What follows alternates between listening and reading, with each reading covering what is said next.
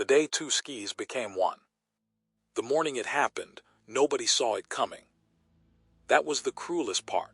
No prophecy, no cosmic warning, no ancient scroll tucked in the vaults of Fate's tower or encrypted alert buried in S.H.I.E.L.D's deepest server farms. The universe, both of them, simply decided that the distance between two realities had gone on long enough. And in the space between one heartbeat and the next, everything changed. It started with the sky. Over Metropolis at exactly 7:43 in the morning on a Tuesday that had otherwise promised nothing more dramatic than mild traffic and a slight chance of afternoon rain, the blue above the city cracked. Not metaphorically, not poetically. It cracked the way glass cracks when struck by something moving too fast to see. A single point of origin, a white-hot fracture line spiderwebbing outward in every direction, splitting the atmosphere into jagged geometric sections that pulsed with light the color of something that had no name in any human language. People on the street stopped walking. Cab drivers leaned out of windows. A hot dog vendor on Sigil Avenue simply stared upward, mustard bottle suspended in mid-squeeze, mouth open, brain completely refusing to process what his eyes were delivering. 3,000 miles away, over New York City, the same thing happened at the same moment. The sky above Midtown Manhattan tore open like a wound, the edges burning violet and gold, the gap between the halves revealing not space, not darkness, not any recognizable other side, just a churning, impossible in-between that seemed to breathe. Then the two tiers reached toward each other across the impossible distance between two universes. And they connected. The shockwave that followed was not sound. It was deeper than sound. It was the kind of force that bypassed ears entirely and struck the chest directly. A pressure wave that moved through steel and concrete and human bone with equal indifference, rattling windows from Metropolis to Gotham, from Manhattan to the outer boroughs of Queens, felt as a deep subsonic tremor in the feet of every person standing on solid ground across two realities that were no longer, strictly speaking, separate. In Metropolis, the Daily Planet building shed 3 floors of windows simultaneously. Glass fell in a glittering cascade that caught the fractured light from above and scattered it across the street below in 1,000 tiny, impossible rainbows. Perry White, 4 coffees deep into his morning at his desk on the 6th floor, was thrown from his chair and landed against the far wall with enough force to knock the framed front pages of 40 years of journalism off their hooks around him. In Manhattan, the top floors of Stark Tower swayed. The building's internal dampeners, designed by Tony Stark himself to withstand everything from seismic events to direct assaults by entities he'd personally cataloged as definitely not natural disasters, fired in sequence and struggled to compensate. 3 floors below the penthouse, in a workshop that had survived alien invasions and dimension-hopping gods, a prototype suit standing in its charging cradle toppled forward and crashed face-first into a workbench. Then came the merging. It did not announce itself.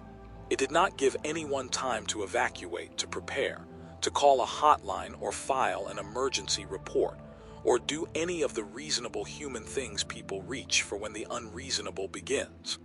The dimensional fracture between the two realities did not politely open a door. It reached into both cities simultaneously and simply pulled, the way you pull 2 pieces of wet clay together, and where Metropolis's Centennial Park met the fracture point. The grass, the trees, the carefully maintained walking paths, and the bronze statue of a man in a cape that stood at the park's eastern entrance. All of it shimmered, flickered, and was replaced, overlaid, merged, co-occupied by a stretch of Central Park from another universe entirely. Where Metropolis's 5th Street had run east to west past a row of brownstones, those brownstones now stood adjacent to a block of Manhattan architecture that had no business being there. Fire escapes and water towers, and the distant yellow of New York cabs, blending with the wider avenues and Art Deco grandeur of Metropolis, in a collision of urban aesthetics that would have been fascinating under literally any other circumstances.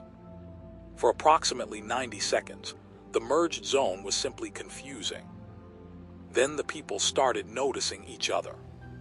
A Metropolis postal worker named Dennis, who had been cutting through Centennial Park on his morning route, found himself standing 3 feet away from a jogger in a New York Yankees cap, who had absolutely not been there a moment ago, and who was staring at him with an expression of pure bewilderment.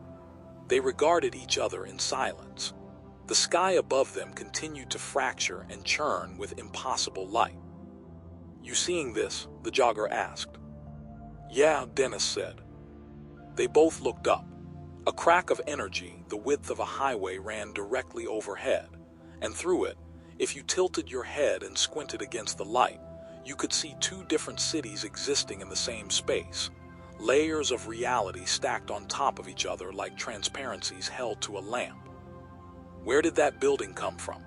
the jogger said, pointing to the Daily Planet, its globe spinning slowly despite the chaos, its architecture completely foreign to his eyes.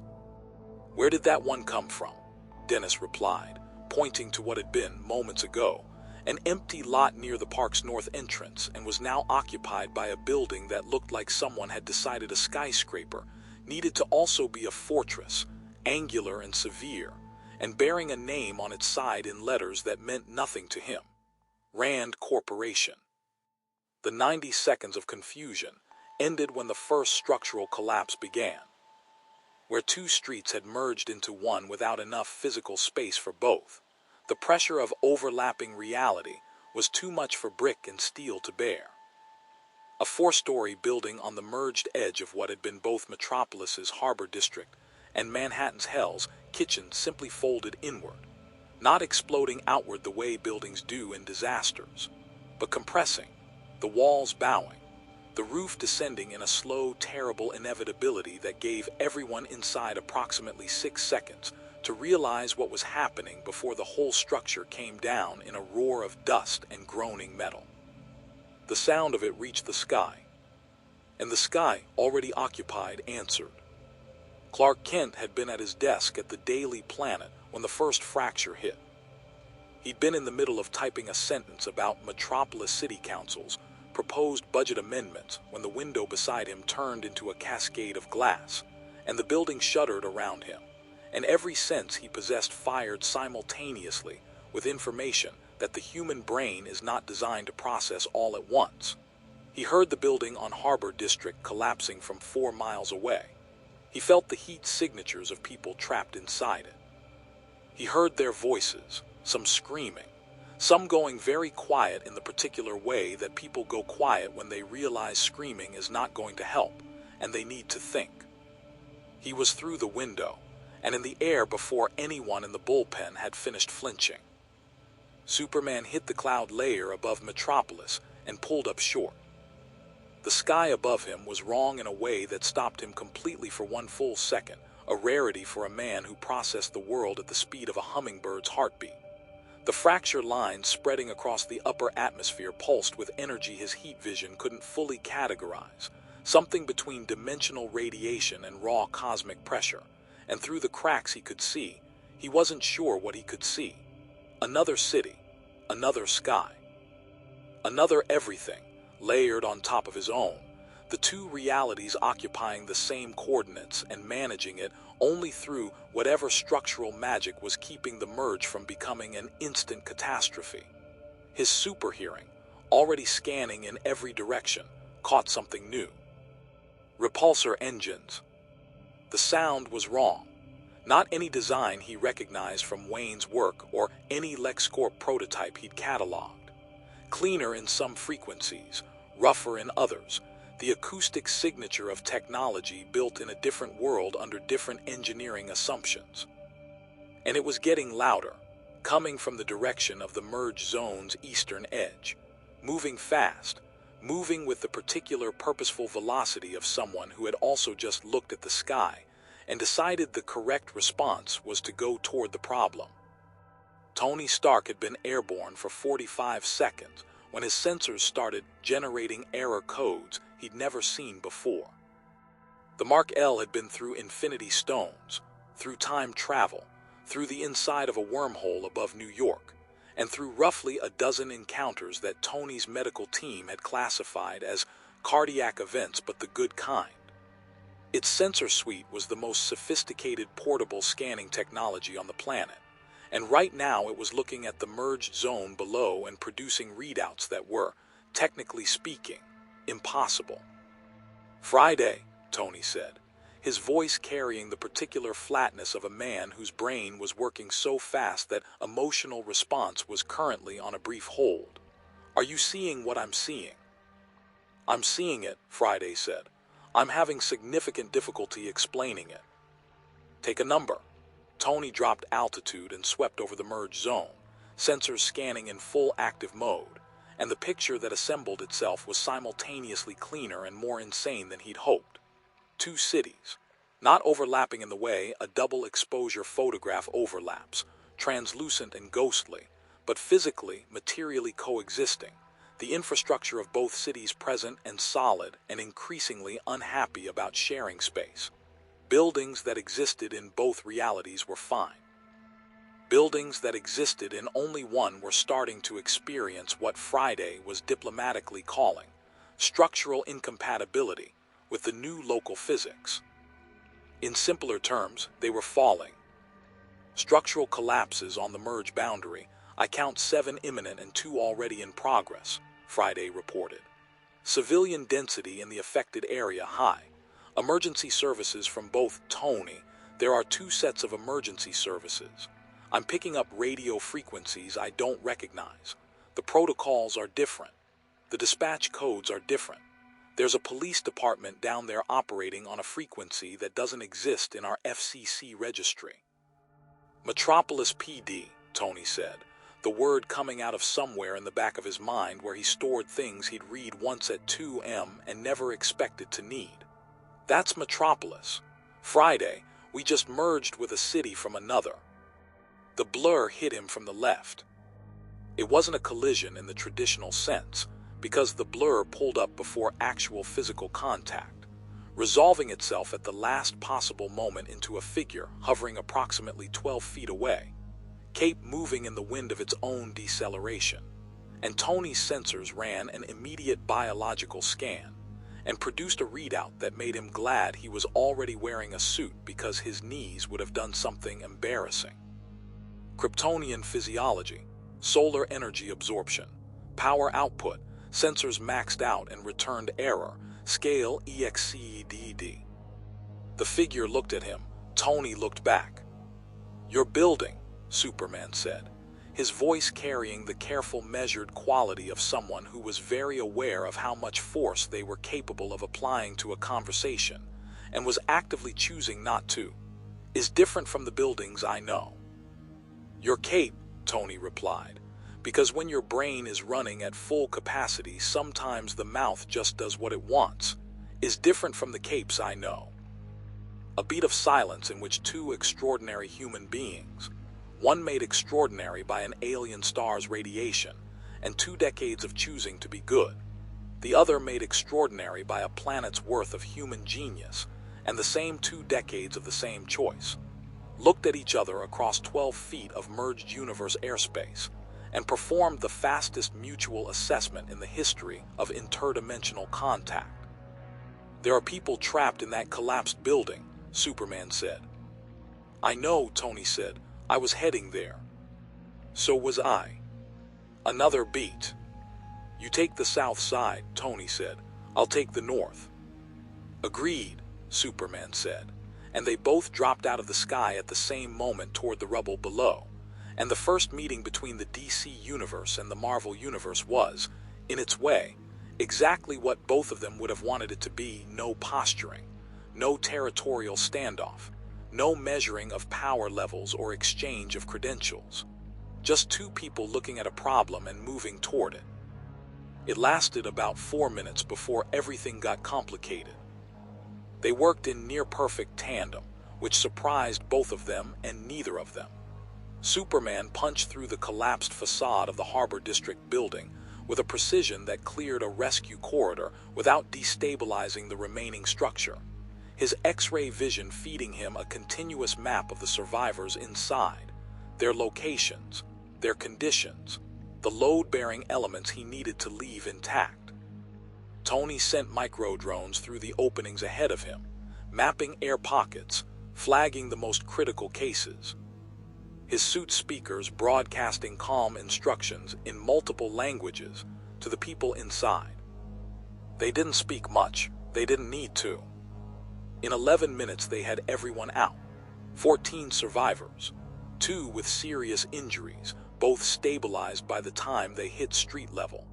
A Metropolis paramedic who had been standing on the other side of the safety perimeter stared at Tony's armor with an expression of complete professional bafflement, clearly trying to reconcile the technology in front of her with anything in her training. "Is that powered armor?" she asked. "Best in any universe," Tony said, which was the first time he'd said anything that acknowledged what was actually happening.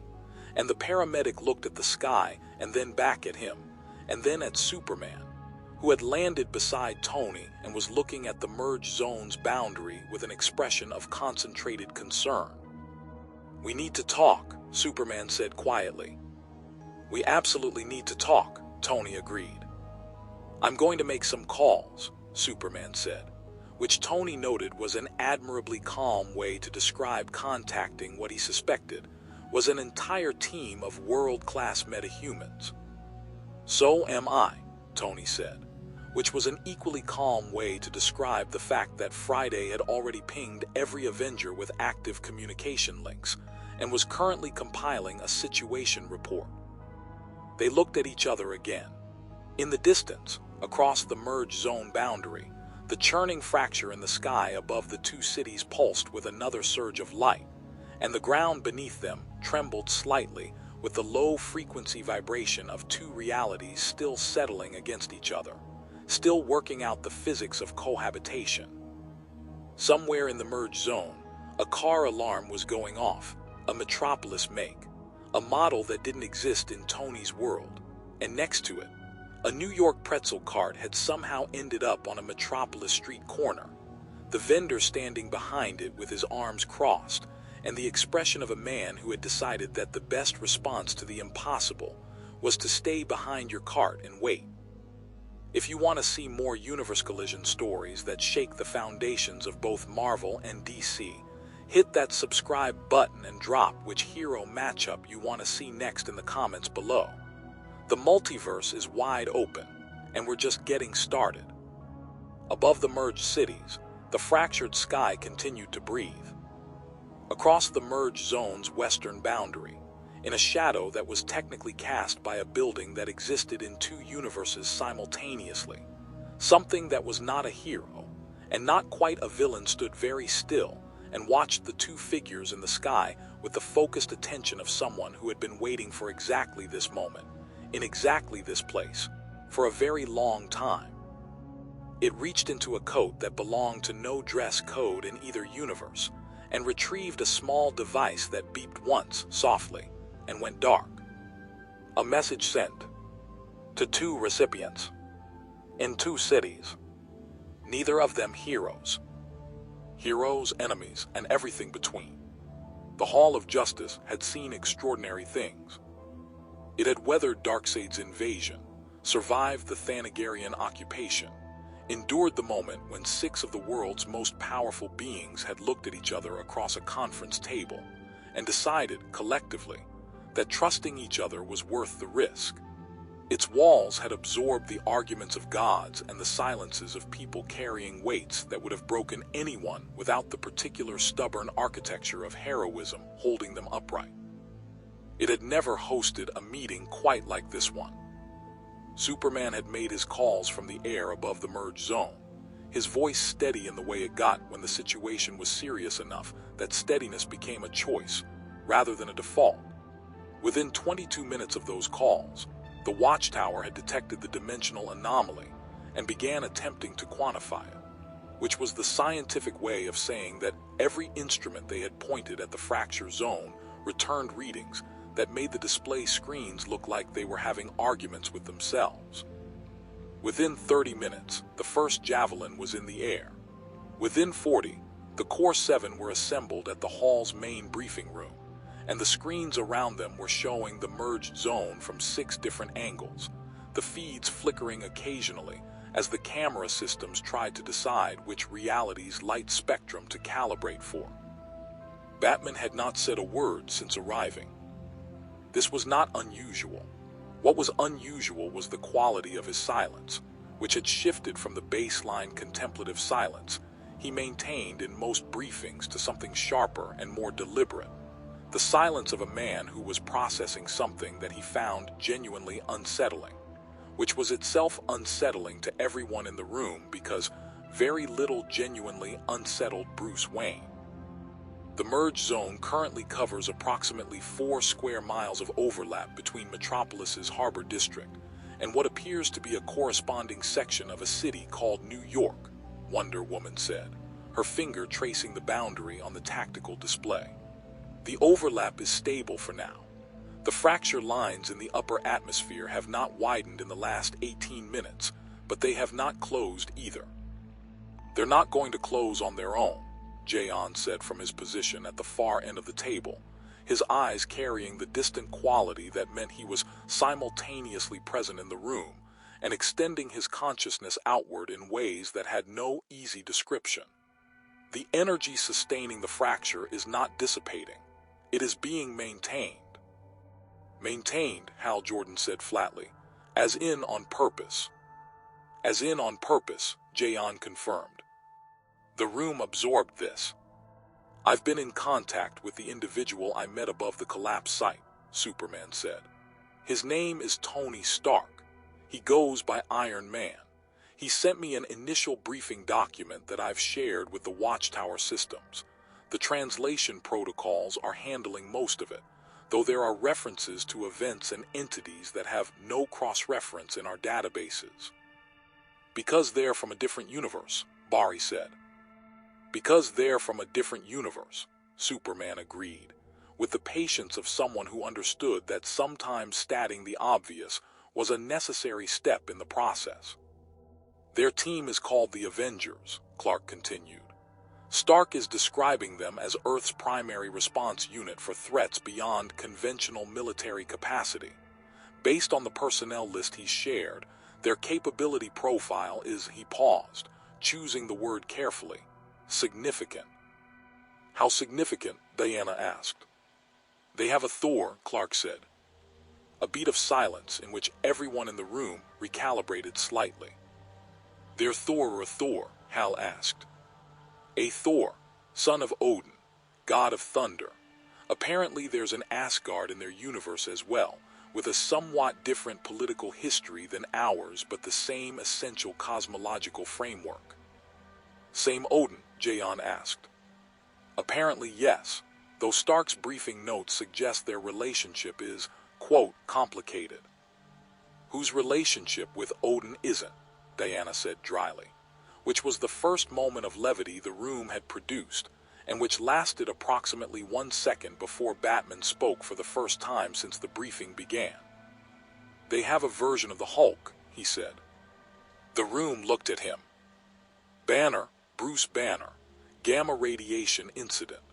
The transformation mechanics are different from anything in our metahuman registry, but the output profile is, he paused, and something moved behind his eyes that in anyone else might have been called unease, relevant. You've already pulled their files, Clark said. It was not a question. I've been pulling their files since the moment the merge happened, Batman said, without apology or explanation, because Bruce Wayne had not survived as long as he had by waiting for permission to gather information. Stark's armor systems broadcast on 17 detectable frequencies simultaneously. His communication protocols use an encryption standard I've never encountered, which means it was developed independently in a separate technological tradition, but the underlying mathematical structure is solvable. I've had partial access to their public-facing intelligence network for the last 26 minutes. SHIELD, Clark said, recognizing the acronym from Stark's briefing document. Strategic Homeland Intervention, Enforcement and Logistics Division, Batman said. They're equivalent of a global intelligence and response organization, Director Nicholas Fury has been running active surveillance on the merge zone since the first fracture. He had assets in position within 8 minutes of the event. The faintest pause. Faster than our emergency response protocols activated. You sound almost impressed, Barry said. Batman did not dignify this with a response. He's been attempting to access our communications for the last 15 minutes. He hasn't succeeded, but the attempts are sophisticated. He's working from a correct foundational assumption about how our encryption works, which means either he's very good or he has access to information he shouldn't yet have. Both, Clark said quietly. Stark mentioned that Fury has resources, information networks that operate on timelines that sometimes seem to precede the events they're responding to. I've noticed, Batman said. On the screens, the merge zone continued its impossible existence. 2 cities breathing together. Emergency vehicles from 2 different worlds moving through streets that couldn't quite decide which universe's traffic laws applied. The feeds from the Watchtower's satellites showed the fracture lines in the sky above, steady and pulsing, neither healing nor expanding, simply present, like a scar that had decided it was permanent. We need to meet them, Clark said. We need to assess them, Batman said, which meant the same thing in a completely different way. Both, Diana said firmly, which settled the matter. The meeting happened in the merge zone itself, which was the only neutral ground available, on a stretch of park that had been Centennial Park in one universe and Central Park in another, and was currently a hybrid of both.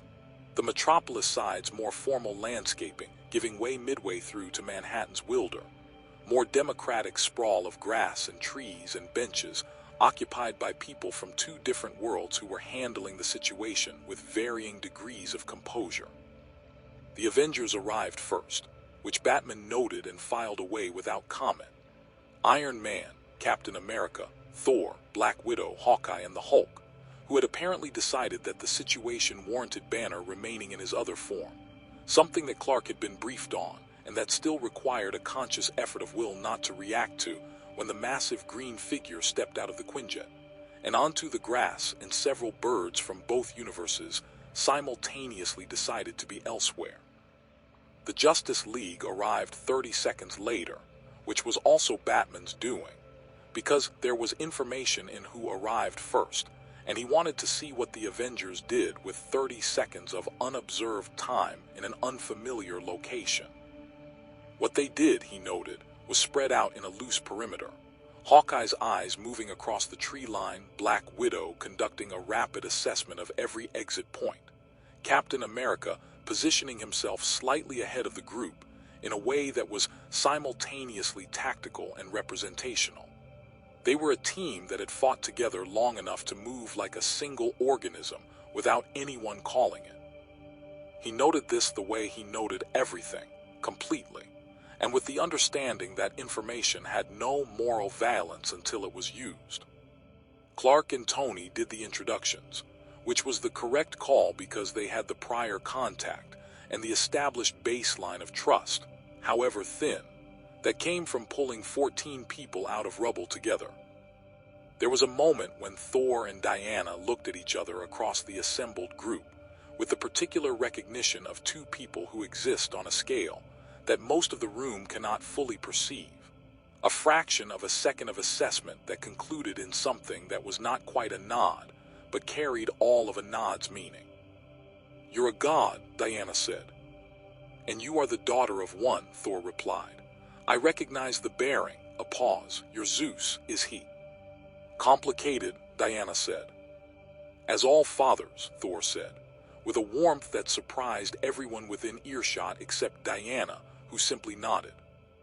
The Hulk and Clark looked at each other for a longer moment. Clark's X-ray vision was running a continuous passive scan that he was doing his best not to be obvious about, and what it returned was genuinely remarkable. The gamma radiation saturating Banner's cellular structure was unlike anything in his medical knowledge. The power output was enormous, but more interesting was the quality of it, the way it seemed to be tied not just to physical stress but to something deeper, something that Clark's senses reached for and couldn't quite categorize. "You can look," the Hulk said, in a voice like boulders deciding to have a conversation. "Hulk knows." "I'm not trying to," Clark started. "Hulk knows," the green figure repeated, but not unkindly. There was something in the eyes, Banner's intelligence operating behind an interface of scale and power, that Clark found unexpectedly recognizable.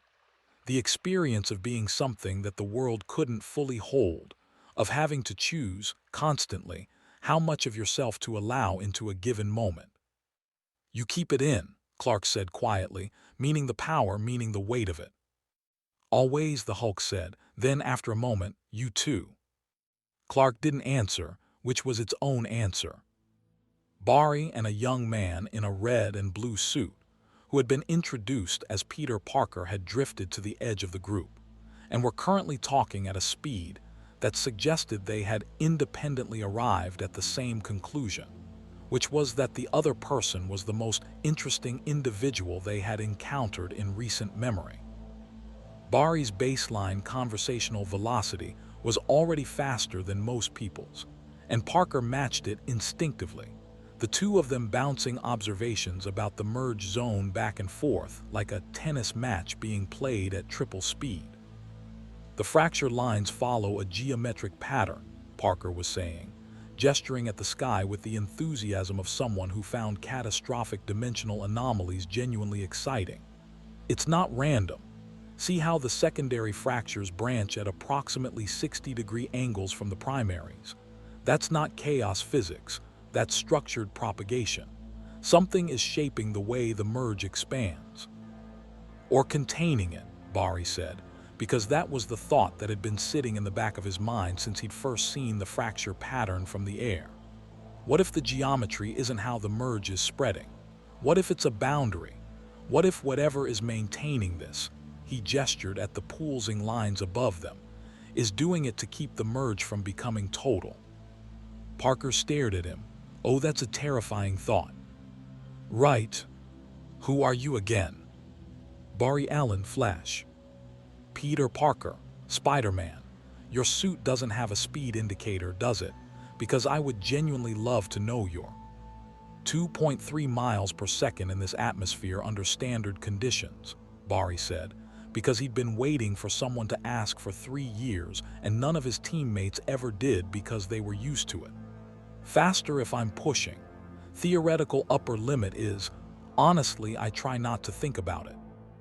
Peter Parker looked at him the way Barry had always, secretly, wanted someone to look at him when he talked about what he could do, not with caution or assessment or the particular careful attention of someone calculating how much of a threat he represented, but with pure, uncomplicated, scientific delight. "I have so many questions," Parker said. "Same," Barry said. "Your web compound, is it organic or synthetic?" "Synthetic. I developed the formula myself, the tensile strength per." They were lost to the conversation after that, and Barry Allen, who had been the Flash for long enough that the role had absorbed most of what Barry Allen had been before it, felt something loosen slightly in his chest that he hadn't been aware was tight. Nick Fury arrived 40 minutes after the initial meeting, which was exactly when Batman had predicted he would arrive, which was itself a data point that Fury would have found interesting if he'd known about it.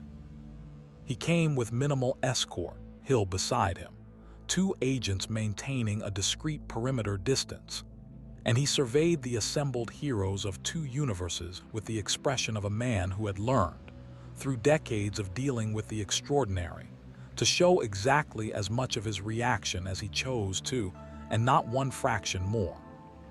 His one eye moved across the group, cataloging, assessing, arriving at Batman last and staying there for a moment longer than it had stayed anywhere else. Batman met the look with the expression he kept for people who were intelligent enough to be genuinely dangerous, which was not quite respect and not quite suspicion, but somewhere in the charged space between them.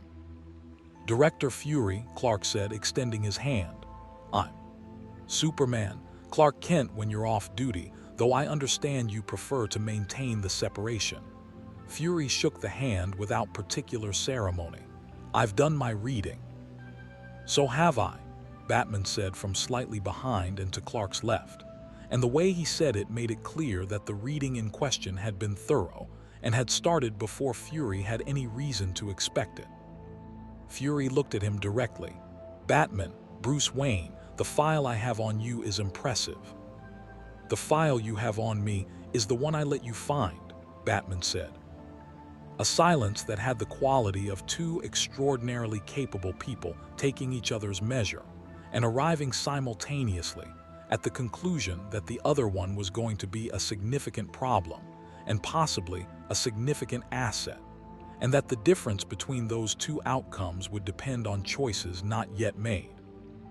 "I like him," Maria Hill said quietly to Black Widow, who was standing beside her. "Everyone says that for about the first 5 minutes," Natasha replied. "Then, depends entirely on whether your goals align." Fury turned back to Clark. "The fracture is stable for now, but we've picked up energy signatures in the last hour that suggest it won't stay that way. Something is feeding power into the containment structure. The geometry is too precise for natural dimensional drift." He glanced at Batman. "Your colleague's analysis of the fracture pattern is correct. This was engineered." "By whom?" Diana asked. "That," Fury said, "is what we need to figure out before they figure out that we've figured it out." He paused. "We found something at the merge zone's western boundary 40 minutes ago. A device. Small, sophisticated, broadcasting on a frequency that exists in neither of our world's known spectrums." He produced a sealed evidence container from inside his coat and held it up. The device inside was small enough to fit in a palm, dark, featureless, except for a single pinpoint light that pulsed in a rhythm that was almost but not quite biological. It sent a signal approximately 90 minutes after the merge. We've traced the signal to 2 recipients. "2," Clark said. "One in Metropolis," Fury said. "One in New York." The silence that followed had a different quality than the silences before it, less evaluative, more loaded. The silence of people who had just been handed the shape of a problem and were beginning to understand how large it was. "Luthor," Batman said. Fury looked at him. "The Metropolis recipient," Batman said. "It's Lex Luthor." "We reached the same conclusion 4 minutes ago," Fury said. And for the first time something moved in his expression that was not quite surprise but was adjacent to it. The reaction of a man who had encountered very few people who got to the answer before he did. "The New York recipient is Doom," Tony said from across the group, and the word landed with the particular weight of a name that carried its own weather. "Victor Von Doom." He paused. "Fantastic. Luthor and Doom, because individually they weren't enough of a headache." "You know Doom?" Steve Rogers asked. "Know him, fought him, had him erase 3 months of my memory one time. Long story." Tony's voice carried the practiced lightness of someone who had learned to wear catastrophe casually. "If he's involved in whatever created this merge, we have a problem that is significantly above the standard definition of a problem." "Define significantly," Clark said. Tony looked at the pulsing fracture lines above the merged cities, at the impossible geometry of 2 realities sharing space, at the small device in Fury's evidence container with its rhythmic non-biological pulse, and then at the assembled heroes of 2 universes standing in a park that was simultaneously in 2 cities at once. "Doom doesn't do anything small," Tony said. "If he's involved, the merge isn't the event. The merge is the setup." Above them, one of the fracture lines pulsed with a surge of light that was brighter than any of the previous pulses, and the ground beneath the park shuddered once briefly, the way ground shudders when something very large and very far down shifts its weight. In the silence after it, Barry Allen, who had been mid-sentence with Peter Parker about web compound tensile strength, looked up at the sky with an expression that the Flash reserved for moments when his speed sense, the instinct that lived below conscious thought and spoke in the language of incoming kinetic energy, told him that something was moving. Something large. Something that had been waiting. Barry, Clark said, reading his expression. The fracture lines, Barry said slowly, his eyes tracking something none of the others could see. They're not just stable, they're tightening. The pattern is contracting toward a central point. He turned to Parker. You said the geometry was a boundary. Containing the merge, Parker said, and then his voice changed as he followed the thought to its conclusion. Or funneling it. Funneling it where? Steve Rogers asked. Barry pointed. Straight down. The villains see opportunity. The thing about Lex Luthor was that he had never once in his life looked at a catastrophe and seen a catastrophe. He saw variables. He saw leverage points. He saw the precise geometry of chaos, and within it, the narrow corridors of opportunity that opened only when the world was too busy being frightened to notice a man walking calmly through the wreckage with his hands in his pockets, and his mind running 17 steps ahead of everyone else in the room. He was standing at the floor-to-ceiling window of his LexCorp penthouse office, 42 stories above Metropolis, looking out at the merged zone with a glass of scotch he hadn't touched, when Mercy Graves entered without knocking, which she was permitted to do because she was one of approximately 4 people on the planet Lex trusted with unrestricted access to his presence, and even that number felt generous on his more cautious days. The device transmitted successfully, she said. I know, Lex said. I felt it. Mercy paused. You felt it. The fracture lines changed pattern at the moment of transmission. Subtle. 3 degrees of angular shift in the secondary branches, barely detectable unless you've been watching the pattern continuously for the last 90 minutes. He turned from the window. The scotch remained where he'd left it. Someone has been watching the pattern continuously for the last 90 minutes. Someone sent that device knowing I would find it and knowing I would understand what it meant. He set down the glass with the precise movements of a man who had trained himself out of every unconscious gesture, because unconscious gestures were information you were giving away for free. The question I find most interesting is not who sent it. The question is how they knew I would be watching. LexCorp's dimensional monitoring systems aren't public knowledge, Mercy said. No, Lex agreed. They aren't. His eyes moved back to the window, to the churning fracture lines above the city, to the impossible sight of 2 architectural traditions coexisting 4 miles away. Get me everything we have on a Victor von Doom, European, Latveria. The name was in the device's secondary data packet. You decoded the secondary data packet. I decoded the secondary data packet 20 minutes ago. A pause. He's extraordinary. The encryption methodology is unlike anything I've encountered, which means it was developed by a single intelligence working independently of any existing tradition, which means the mind behind it is operating at a level that makes most of what passes for genius in this world look like a promising start. Another pause longer. Get me everything.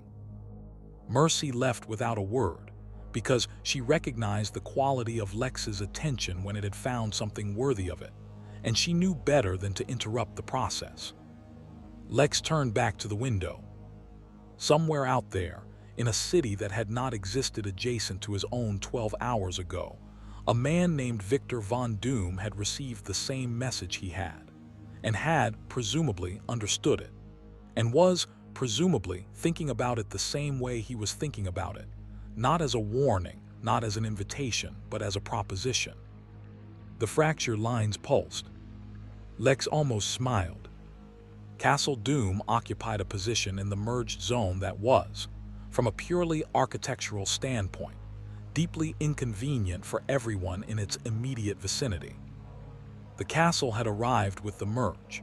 It was technically located in a district of Manhattan that Doom had claimed for Latverian sovereign purposes through a legal argument so convoluted and so perfectly constructed that the State Department had spent 3 years failing to dismantle it.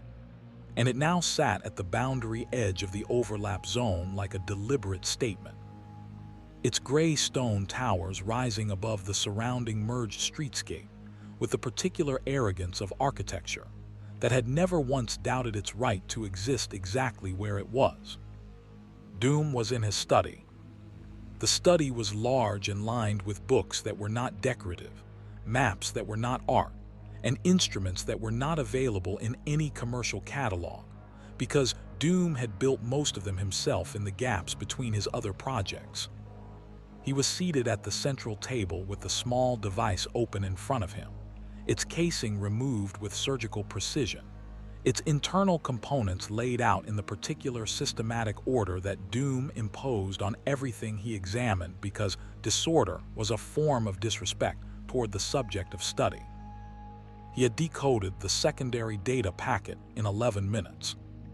He had decoded the tertiary data packet, the one that existed below the secondary and that most recipients would never have detected, in 23 minutes, and what it contained had caused him to sit very still for a full 60 seconds, which was the closest Victor Von Doom came to being stopped in his tracks. "Doom," said the voice from the doorway. Doom did not look up, because he had heard the footsteps from the moment they'd entered the corridor, recognized the gate, and had already incorporated their arrival into his ongoing calculation. "Reed," he said. Reed Richards stepped into the study with the expression he wore when he was carrying information he considered urgent, which was almost always because Reed Richards considered most information urgent in the way that a man who cared deeply about everything considered most things worth caring about. His elongated form moved through the doorway with the casual disregard for conventional physics that Doom found simultaneously admirable and offensive. A man who could reshape his body to any dimension, and who deployed this ability with the relaxed ease of someone who had entirely forgotten it, was extraordinary. "You opened the device," Reed said, looking at the components on the table. "Obviously. We detected it at the Baxter building 40 minutes ago. Sue wanted to come herself, but she's coordinating with the emergency response on the merge boundary, and I thought..." Reed paused, reading something in the quality of Doom's stillness that made him slow down. "Victor, what was in it?" Doom looked up for the first time. Behind the mask, his eyes carried the expression they took on when he had encountered something that expanded the boundary of what he believed to be possible, which was an expression Reed Richards had seen perhaps 4 times in his life, and which he had learned to treat with the specific seriousness reserved for moments when the most dangerous intellect he had ever encountered was genuinely impressed. "Coordinates," Doom said, "temporal and dimensional, precise to a degree of accuracy that exceeds any navigational technology currently known to exist in this universe, or apparently the one that just merged with it." He paused. "And a name." Reed waited. "The Anti-Monitor," Doom said. The silence that followed was the silence of Reed Richards running a rapid cross-reference through everything he knew, finding the entry, reading it, and arriving at the implications. "That's a DC entity," Reed said carefully, because he had been doing what all the scientific minds in the merge zone had been doing since the fracture happened, which was frantically cross-referencing the knowledge that had flooded into both universes' collective awareness the moment the realities touched. "Yes," Doom said, "a being whose fundamental purpose is the consumption of positive matter universes, whose previous campaign of destruction eliminated entire realities." A pause. "The device was sent by someone who knows it is coming here, someone who wanted us specifically to know." "Why us?" Doom stood, which he did rarely during thinking sessions, and which indicated that the thought had reached a conclusion that required action. "Because whoever sent this device has access to intelligence that should not exist. Because they know that you and I, working in opposition as we typically do, represent between us a combined scientific capability that the heroes assembling in that park do not." Because he paused, and something moved in his voice that Reed Richards had not heard there in many years, something that sat uncomfortably close to the territory of concern. "The coordinates indicate the Anti-Monitor's arrival point, and the timeline attached to those coordinates gives us 11 days. Reed was very still. 11 days, he said. 11 days, Doom confirmed. Which means the heroes currently introducing themselves to each other over in that park are spending time we do not have. We need to tell them, Reed said immediately. We need to tell them, Doom agreed, which was the second most surprising thing he had said in the conversation, the most surprising being the 11 days, and which Reed recognized as significant because Victor Von Doom agreeing with him voluntarily and without qualification happened roughly as often as solar eclipses and carried approximately the same weight. Victor, Reed said carefully, who do you think sent the device? Doom looked at the components on the table. At the tertiary data, packets decoded contents, displayed on a screen to his left in a cipher that he had constructed himself on the spot, because the information inside it was not for anyone who hadn't earned the decryption. Someone who has been watching both universes, Doom said. Someone who knew the merge was coming before it happened. Someone who understands the Anti-Monitor's methods well enough to predict its arrival vector. He paused. Someone who could not stop what is coming themselves and chose instead to give warning to people who might. Another pause. The data packet's origin signature is unusual. The energy profile matches neither universe's known technological or magical framework. Then where does it come from? Reed asked. Doom looked at him directly. A third universe, he said, one that has already been destroyed. The argument in the merged park had been going for 40 minutes when Doom and Richards arrived together, which caused a reaction among the assembled heroes that was approximately equal parts relief, suspicion, and the particular tension that comes from two people who are aware that one of the new arrivals has, at various points, tried to conquer the world. Tony's reaction to seeing Doom step out of a vehicle that had no manufacturer's badge and moved with the hydraulic precision of something built by a single perfectionist hand was to activate 3 additional suit systems simultaneously and say, with carefully controlled flatness, "Of course." "Stark," Doom said, with the tone of a man addressing someone he considered a noteworthy inferior, which was the tone Doom used for most people but which he applied to Tony with a particular specificity that suggested a complicated history. "Still doing the full metal face thing, I see," Tony said, very committed to the brand. "Still compensating for your fundamental emotional inadequacy with a suit of armor," Doom replied. "We all have our coping mechanisms." "Gentlemen," Steve Rogers said, in the voice he used for situations that were about to become less productive. Reed Richards moved forward with his hands open, and his expression carrying the specific earnestness of a man who had never fully learned that not everyone responded to pure transparent honesty the way he hoped they would, but who kept trying anyway because the alternative was cynicism. And Reed Richards had decided a long time ago that cynicism was a kind of intellectual defeat he wasn't willing to accept.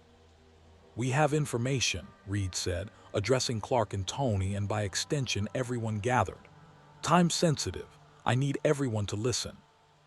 Something in his voice, the quality of it, the absence of the usual scientific enthusiasm, the stripped-down urgency, accomplished what 20 minutes of argument had not, which was to bring the assembled heroes of 2 universes to a complete and unified attention.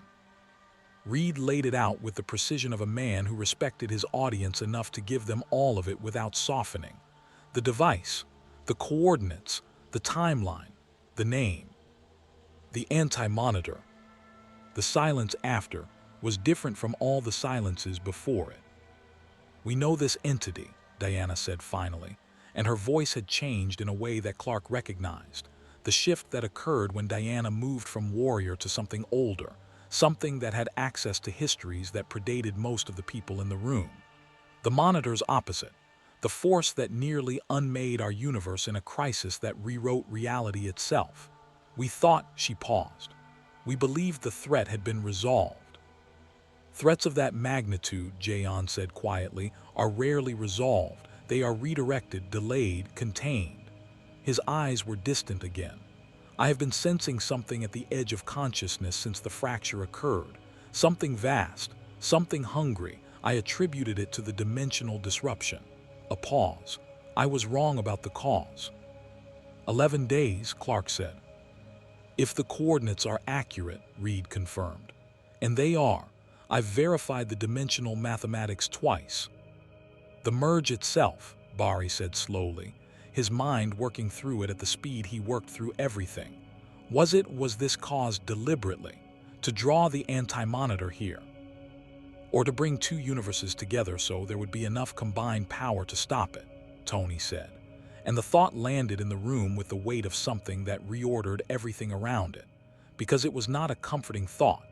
The idea that they had been assembled, deliberately, by someone who had watched their universe die, and had decided that the only possible response was to engineer the survival of these two. But it was a thought that had the particular texture of truth. The kind that fits too precisely into too many existing gaps to be coincidental. The third universe, Doom said. Everyone looked at him. The device's origin. Someone from a reality the anti-monitor has already consumed sent this warning. They could not save their own world. They chose to give others the chance to save theirs. The weight of that settled over the merged park like weather.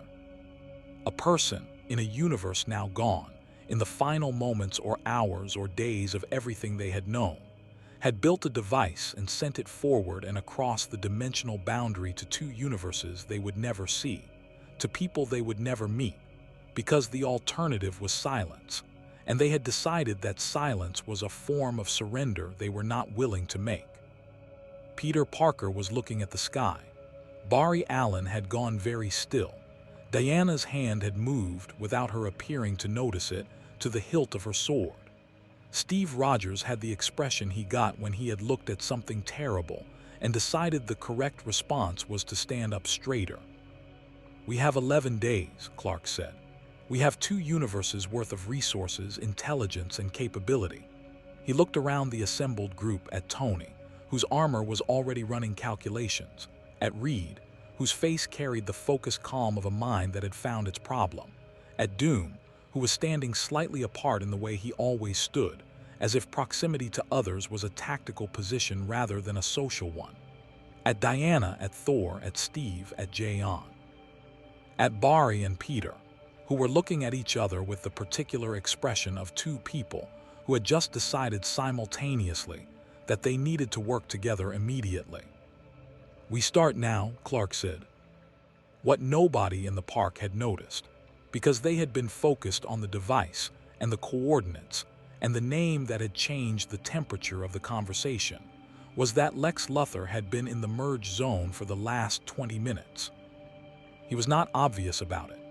Lex was never obvious about anything he didn't choose to be obvious about, and he had chosen, for now, to be invisible, which in his case meant a nondescript vehicle and a change of clothes that removed every marker of his public identity, and left only a man in a gray coat standing near the tree line at the park's eastern edge, close enough to the assembled group to observe the body language if not to hear the words.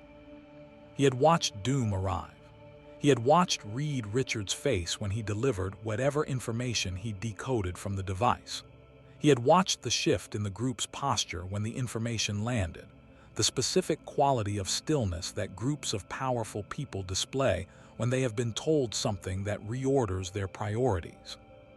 He had not decoded the tertiary data packet yet, but he would. And when he did, he would know everything Doom knew, which meant he would know the anti-monitor was coming, and he would know the timeline, and he would know the arrival coordinates. And unlike Doom, who had gone immediately to Richards and then to the heroes, Lex would sit with that information and turn it over in his mind and examine it from every angle until he found the one that the heroes had missed, the one that transformed an existential threat into a negotiating position, because Lex Luthor had a fundamental operating principle that he had maintained through every crisis and every catastrophe and every moment when the world had looked genuinely and completely lost. Everything was leverage. You just had to find the fulcrum. He watched Superman in the center of the assembled group, his posture carrying the unconscious leadership that Clark Kent tried to keep out of his civilian life, and that emerged irresistibly whenever the stakes reached a certain level. Lex had spent more years than he cared to count studying the precise geometry of everything he found wrong with Superman. The unchecked power, the unelected authority, the world's endless willingness to defer to a man who could level cities without consequence. And now, he watched him stand in a park between two universes and felt the familiar architecture of his objections assembling themselves in his mind. And then, beneath the objections, moving quietly in the way that things move when they are true and unwelcome, something else. 11 days was not very long. Lex turned and walked back to his vehicle, his mind already working, already 17 steps ahead, already finding the angle that nobody else would find. He did not look at the sky as he walked. If he had, he would have seen one of the fracture lines pulse with a surge of deep violet light that was different in quality from all the previous pulses, heavier, more deliberate, the light of something on the other side of the boundary becoming aware that the boundary existed, becoming aware of what was on the other side of it. Testing the distance. The war nobody wanted. The first punch was Thor's fault. Not entirely. In the way that most catastrophic misunderstandings are not entirely anyone's fault, the sequence of events that led to the most destructive superhero conflict in the history of either universe required contributions from multiple parties, a foundation of incomplete information, 2 weeks of accumulated tension, and one specific moment when a doom-constructed illusion landed at precisely the wrong angle on precisely the wrong person. But the first punch was Thor's. It happened on the morning of the 3rd day after the park meeting, in the airspace above the merge zone's northern boundary, during what was supposed to be a coordinated patrol. The patrol system had been Reed and Tony's idea, a joint operation covering the fracture lines, full perimeter to monitor for energy fluctuations that might indicate the anti-monitor's approach accelerating ahead of schedule. It was a good idea in the way that most joint operational ideas are good ideas, sensible in principle, complicated in practice, by the fact that the people executing it had known each other for 72 hours and had not yet developed the specific vocabulary of trust that made joint operations work. Thor had been flying the northern sector with Diana when the illusion hit. It came from below, from a rooftop in the merged zone's industrial district, and it was Doom's work in the sense that Doom had built the technology that generated it, though not in the sense that Doom had deployed it at that moment in that location, which was a distinction that would matter enormously later and not at all in the immediate aftermath. The illusion was simple, targeted, and precisely calibrated to maximum psychological impact. A holographic projection of Diana attacking Clark, the imagery pulled from surveillance footage of their training sessions and reconstructed with enough fidelity to defeat a casual visual scan, overlaid with an audio component that reproduced the specific acoustic signature of Kryptonian impact. Thor saw it from 200 meters away. He had known Diana for 3 days. He had fought beside her for approximately 4 hours of those 3 days. He had shared a meal with her and had a conversation about divine parentage that had covered more emotional ground in 40 minutes than most of his friendships covered in years. He had, in the private accounting he kept of people worth knowing, already placed her in a category that had very few occupants. What he saw from 200 meters, through a hologram sophisticated enough to fool sensors more advanced than his eyes, was someone he had placed in that category being attacked by someone he was still calibrating his feelings about. He did not stop to verify. The hammer hit Superman in the chest from behind with the full rotational force of a throw that Thor reserved for targets he was genuinely trying to remove from a combat situation, and the impact was significant. Clark felt it the way he felt very few things, a genuine shock of force that drove him backward through 200 meters of air before his body processed what had happened and his feet found purchase on nothing, and arrested his momentum. He hung in the air for one full second, his cape settling around him, his expression moving through the sequence of surprise, assessment, and the particular patient calm he put on when something had hurt him and he was deciding how to respond. Then he looked at Thor. Thor had already realized. The illusion had dissipated at the moment of impact. Doom's projection system, apparently not built to survive the electromagnetic disruption of Mjolnir at full throw velocity, and Diana was standing on her patrol vector exactly where she should have been, unharmed, looking at Thor with an expression that asked the question without words. That, Thor said, was not I saw. I know what you saw, Clark said. His voice was level. His chest, where the hammer had connected, was unmarked because Kryptonian physiology was remarkably good at not being marked, but the force had been real and they both knew it. Someone showed it to you.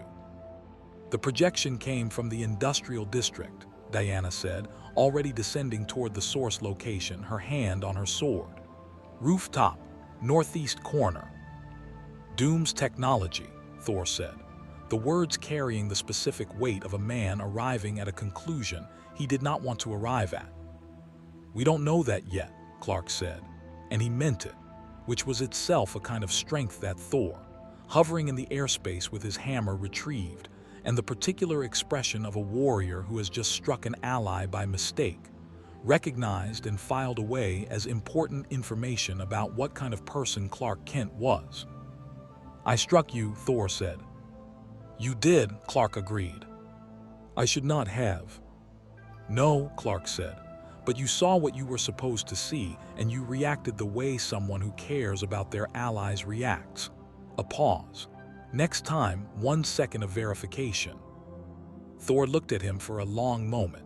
You are remarkably composed for someone who was just hit by Mjolnir. It wasn't my favorite experience, Clark said, which was as close as he got to admitting that it had actually, genuinely hurt, and which Thor received with the understanding of one physical being to another. They descended together toward the rooftop. What they found there was a projection unit, compact and precisely engineered, attached to the rooftop's ventilation housing with magnetic clamps. Reed identified it from a photograph within 4 minutes of receiving it. His voice on the communication line had the careful quality of someone who was angry and was choosing to express the anger as information rather than heat. It's based on my technology, Reed said. The projection matrix uses a variant of the holographic system I developed for the Baxter Building security array. Doom has had access to my work for years. I can't prove he built this, but the underlying architecture is.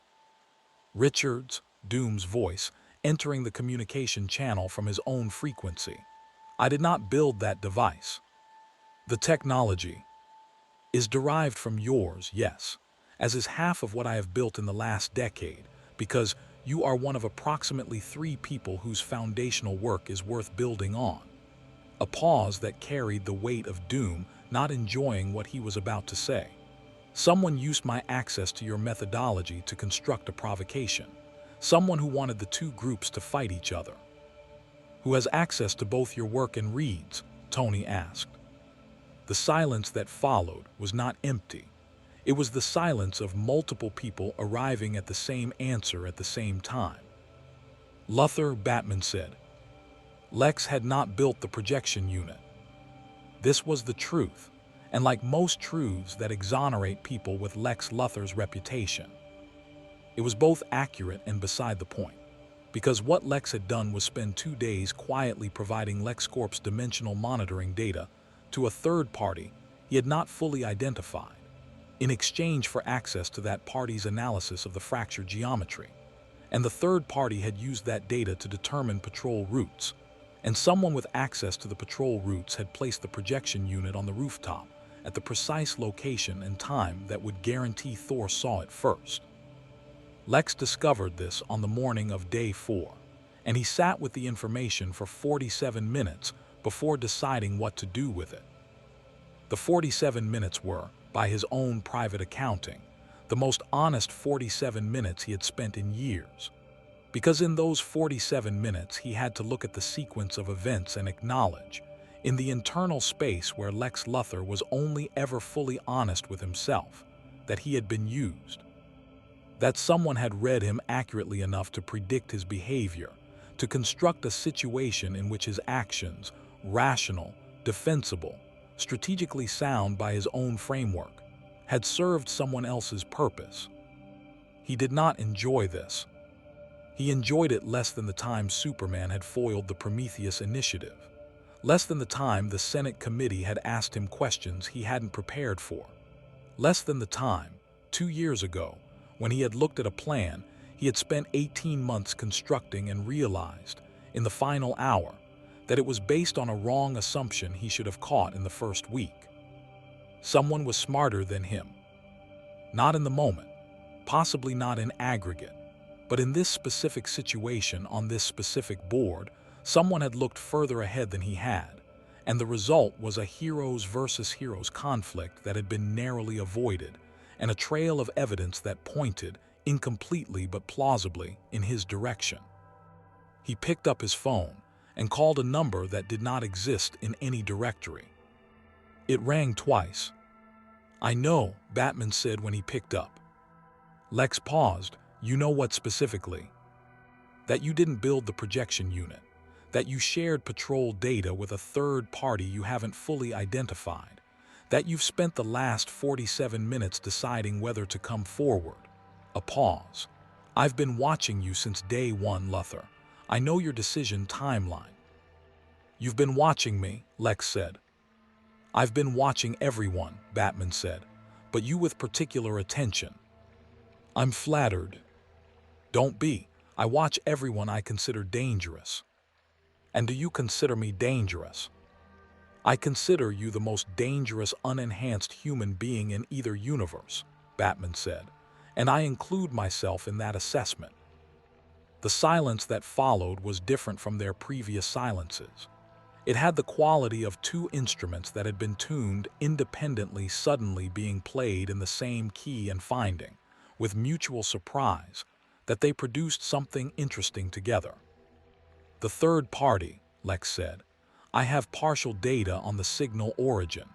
The frequency doesn't match anything in either universe's known spectrum." "I know," Batman said. "I've been tracking the same signal. It's moving, not transmitting from a fixed location. It shifts every 6 to 8 hours, always within the merge zone's boundary, always in areas with high structural complexity, somewhere with enough interference to mask a physical presence." "You think it's a person," Lex said. "I think it's a person from the third universe," Batman said. "The one the Anti-Monitor destroyed. I think they've been here since before the merge. I think the device in the park and the projection unit are both their work, and I think their goals are not as straightforwardly helpful as the park device made them appear." "Someone from a dead universe," Lex said slowly, turning the thought over. "Someone who survived their universe's destruction. Someone who has been planning this long enough to have deep access to two realities that weren't merged until 3 days ago." He paused. "They'd have to have been operating across the dimensional boundary before the merge, which means they caused the merge." "Yes," Batman said. "To assemble us." "Yes." "To fight the Anti-Monitor." "That's the charitable interpretation," Batman said. Lex was quiet for a moment, and the uncharitable one. "To create a combined universe large enough and energetic enough to serve as bait," Batman said. "Two universes merged produce a dimensional energy signature approximately 4 times larger than either universe alone. If you were trying to draw the Anti-Monitor to a specific location at a specific time, you'd merge 2 universes," Lex said. He put the phone down for a moment, not hanging up, just setting it on the desk while he looked at the ceiling with the expression he wore when a model he had built in his mind was being replaced by a larger, more accurate, more uncomfortable one. He picked the phone back up. "We need to tell the others." "We do," Batman said. "Which is why I'm going to need you in the room when we do, because the information will land differently coming from you."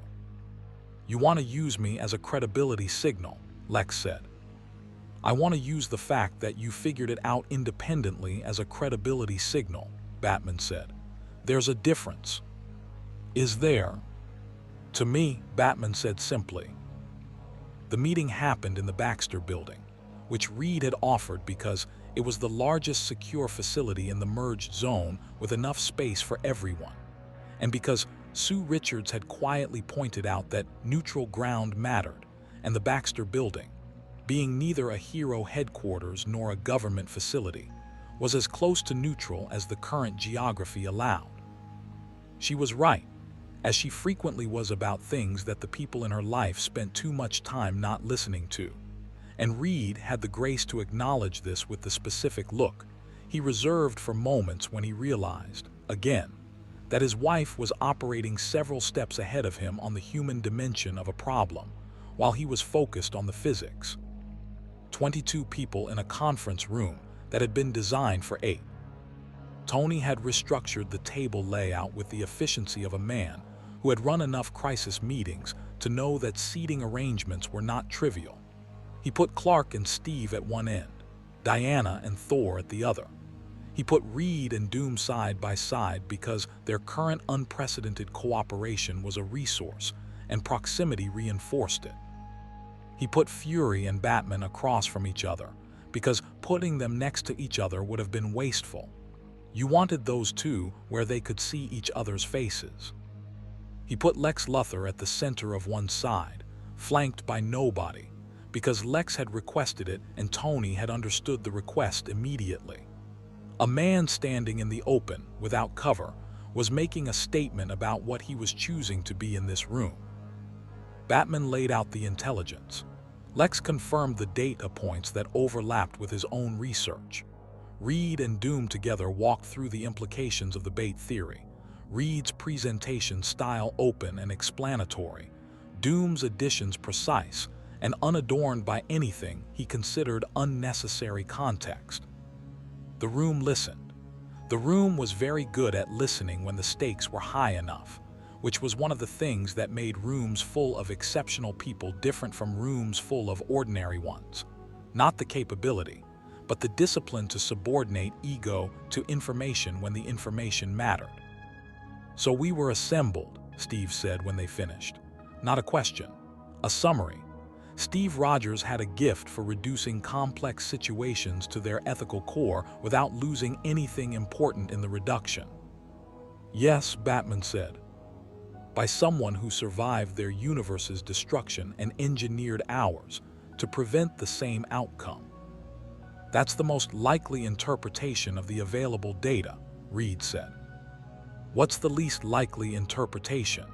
Natasha asked, because she always asked the question nobody wanted to ask, which was one of the reasons she was consistently one of the most valuable people in any room she entered.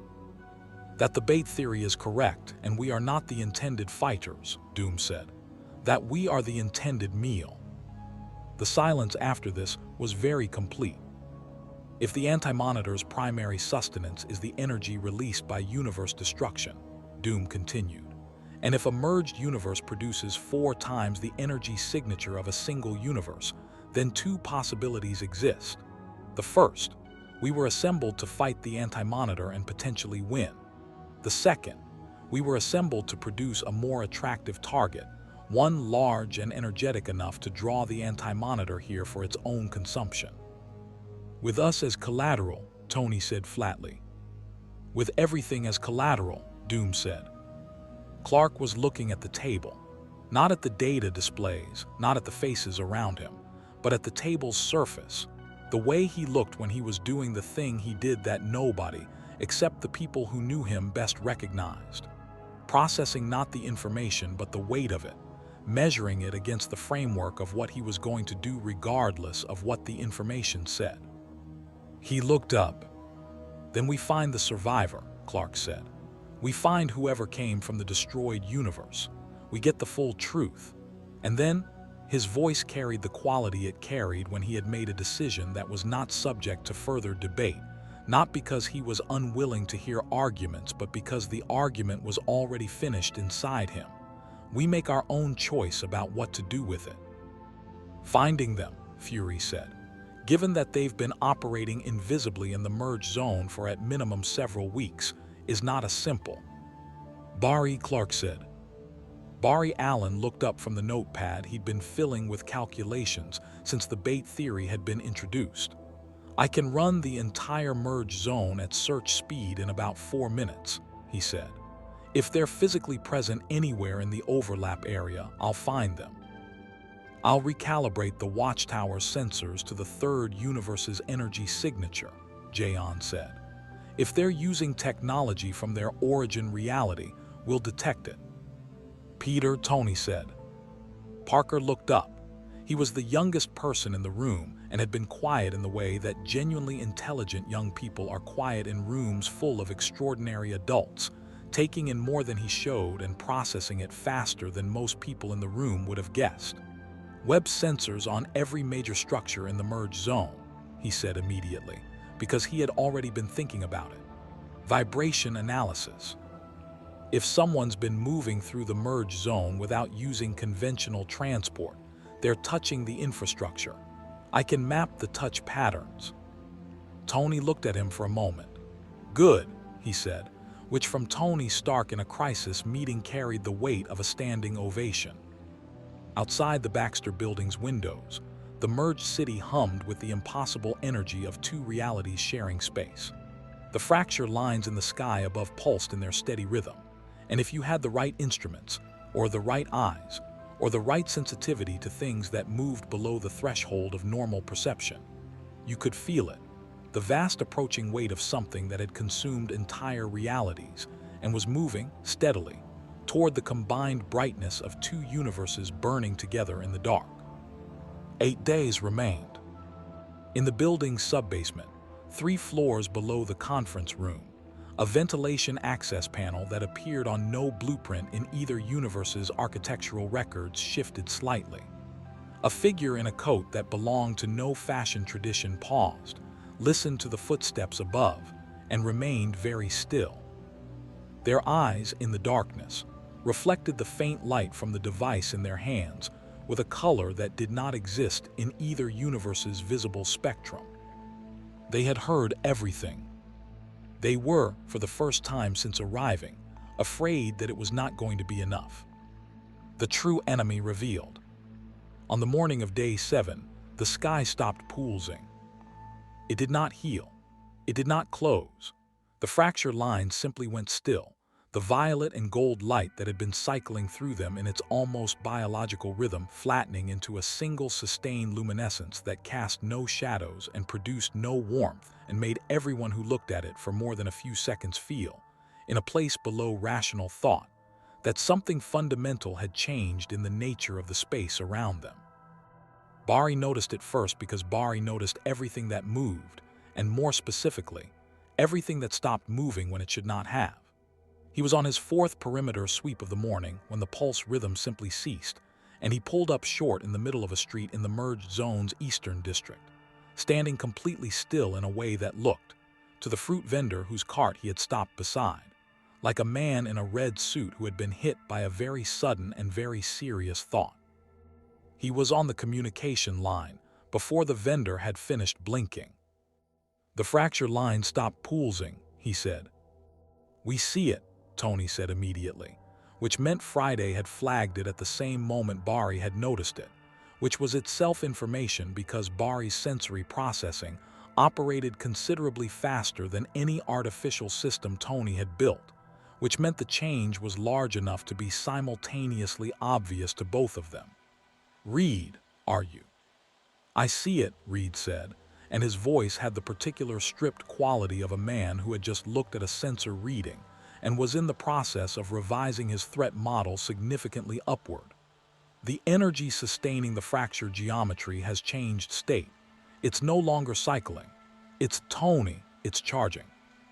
Charging, Tony repeated. Like a capacitor, Reed said.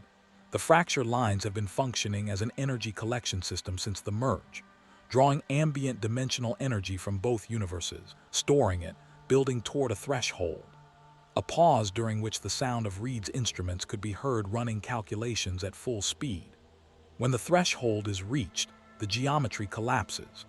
Both universes fully merge or fully separate, depending on which direction the energy discharge goes.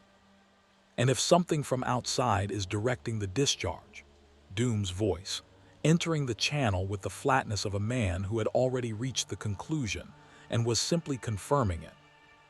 Then the energy release doesn't go inward or outward, Reed said. It goes through. It opens a passage, large enough for something very big to enter. The communication line went quiet for 2 seconds, which in a channel occupied by people who processed information at the speeds these people processed, it was equivalent to a much longer silence anywhere else. The anti-monitor isn't arriving in 8 days, Clark said. No, Reed confirmed. It's arriving when the threshold is reached. Yes. How long? The pause before Reed answered was the kind of pause that carries its own answer before the words come. 12 hours, Reed said. Possibly less, depending on how much the act of assembling everyone in the Baxter building yesterday accelerated the energy accumulation. Strong concentrations of metahuman energy within the merge zone appear to be feeding the collection rate. Another pause. Our meeting yesterday, the patrols. Every time we've gathered in force inside the merge zone, we've been accelerating the timeline. Nobody said anything for a moment. Then Tony said very quietly, "We've been feeding it." Yes, Reed said. They found the survivor 40 minutes later. It was Bari who found her, because it was always going to be Bari, and because the search pattern he had developed with Parker's vibration analysis data and Jayan's sensor recalibration had narrowed the search zone to a 12-block radius in the merge zone's industrial district, and Bari could cover 12 blocks at search speed in the time it took most people to decide which direction to start looking. She was in a building that existed in both universes, a warehouse that had been a shipping facility in Metropolis and a storage complex in Manhattan, its double existence giving it a peculiar solidity that single-universe structures in the merge zone lacked. Its walls slightly thicker than either universe's original blueprint specified because 2 sets of bricks occupied the same space and had reached a structural accommodation. She was seated at a workbench constructed from materials salvaged from both universes, surrounded by instruments that hummed with the third universe energy signature Jayan had identified. And she did not look up when Bari stopped in the warehouse doorway because she had known he was coming for the last 3 minutes and had spent that time deciding what to do about it. And what she had decided was to stop running. Bari looked at her. She was not what he had expected, though he could not have said precisely what he had expected. Someone older, perhaps. Someone who looked more like a weapon and less like a person who had been carrying something very heavy for a very long time and had arrived, finally, at the place where the weight could be set down. She was perhaps 30, or looked it, with eyes that carried the particular quality of people who have survived things that age you in ways that don't show on the surface and do show everywhere else. Her coat was the one from the park, the one that belonged to no fashion tradition, made from a material that caught the warehouse's ambient light and held it differently than fabric should. "You're the Flash," she said. Her voice was accented in a way that belonged to neither universe's linguistic geography. "And you're the person who engineered all of this," Bari said. Not accusatory, observational. He had spent the run over deciding how he wanted to approach this and had landed on the same place Clark always landed, which was that the truth was more useful than the performance of anger about the truth. "Yes," she said. "Your universe," Bari said. "The anti-monitor took it." Something moved through her face. 3 years ago," she said. "By your timeline, by mine, time doesn't move the same way in the space between universes. It felt longer." She looked at her hands. They were the hands of someone who had been building things in difficult conditions for an extended period, marked by work in ways that told their own story. "My name is Kara, not that Kara," she added quickly, reading something in his expression. "Different universe, different history. The name is just a coincidence." "How did you survive?" I was outside my universe when it ended, she said. Working on the dimensional monitoring system I'd spent 4 years building. A system designed to detect the anti-monitor's approach early enough to give warning. A pause. I detected it. I warned them. It wasn't early enough. She looked at the instruments around her. But the system survived because I was outside the boundary when the consumption happened. And I had the data. The approach vectors, the energy signatures, the timeline projections. Everything except a universe with enough combined power to actually stop it. So you found two, Bari said. I found two that were adjacent enough in dimensional space to be mergeable without complete destruction of either, she said. The merge is survivable if it's managed correctly. Both universes can separate cleanly afterward if the fracture geometry is released in the right sequence. She paused. That was always the plan. Merge, fight, separate. No permanent damage. And the bait theory? Bari asked. Using the merge to create an energy signature large enough to draw the anti-monitor here. She looked at him directly. Both, she said. Both things are true. The merge assembles you and draws it here. The two ideas aren't in conflict. You need it to come to a specific place at a specific time because a being that consumes universes doesn't fight in locations of your choosing. It arrives where the energy is and it consumes. So you make the energy here. She paused. And you have everyone here. Bari was quiet for a moment. You could have told us. You would have wanted to dismantle it, she said. Send everyone home, find another way. And there isn't another way. I've spent 3 years looking for another way. Her voice didn't break, but it came close to the edge of something, and she pulled it back with the practice of someone who had done a lot of pulling back. I watched my universe die flash. I watched everything I knew stop existing. And I built this because the only thing I could think of to do with that was to make sure it didn't happen to anyone else. Bari sat down on a crate across from her workbench. 12 hours, he said. Give or take, she said. Then we should probably get everyone together, he said. She looked at him, reading something in his face, and what she found there seemed to cost her something and give her something simultaneously. You're not angry, she said. I'm angry, Bari said honestly, but being angry about it right now is a luxury we don't have. He paused. Later, when this is over, there's going to be a very long conversation. I know, she said. But right now, Bari said, standing up, I need you to come with me and tell everyone what you know about how to kill the anti-monitor. Because you've been the only person in 2 universes who's been studying this thing for 3 years, and we have 12 hours, and that makes you the most valuable person in the merge zone. Kyra looked at him for a long moment. Then she stood up. The briefing was the most concentrated exchange of critical information in the history of either universe, conducted in the Baxter Building's main laboratory with every door sealed and every sensor array running, and 23 people, plus 1 survivor absorbing 3 years of research in 45 minutes. Kara moved through it with the economy of someone who had rehearsed this moment in her mind many times, and had learned to present the essential architecture without the emotional weight, because the emotional weight was real and present, but it was not, in the next 12 hours, useful. The anti-monitor was not, she explained, simply large. It was not simply powerful. It was a process as much as a being, a fundamental force of antimatter expansion that had evolved over an incomprehensible span of time, a form of consciousness organized entirely around consumption. It did not fight in the conventional sense. It arrived at a universe's dimensional boundary, and it began to unmake. The antimatter wave it generated converting positive matter to antimatter at the boundary and working inward, the process accelerating as it fed, each conversion releasing energy that powered the next conversion.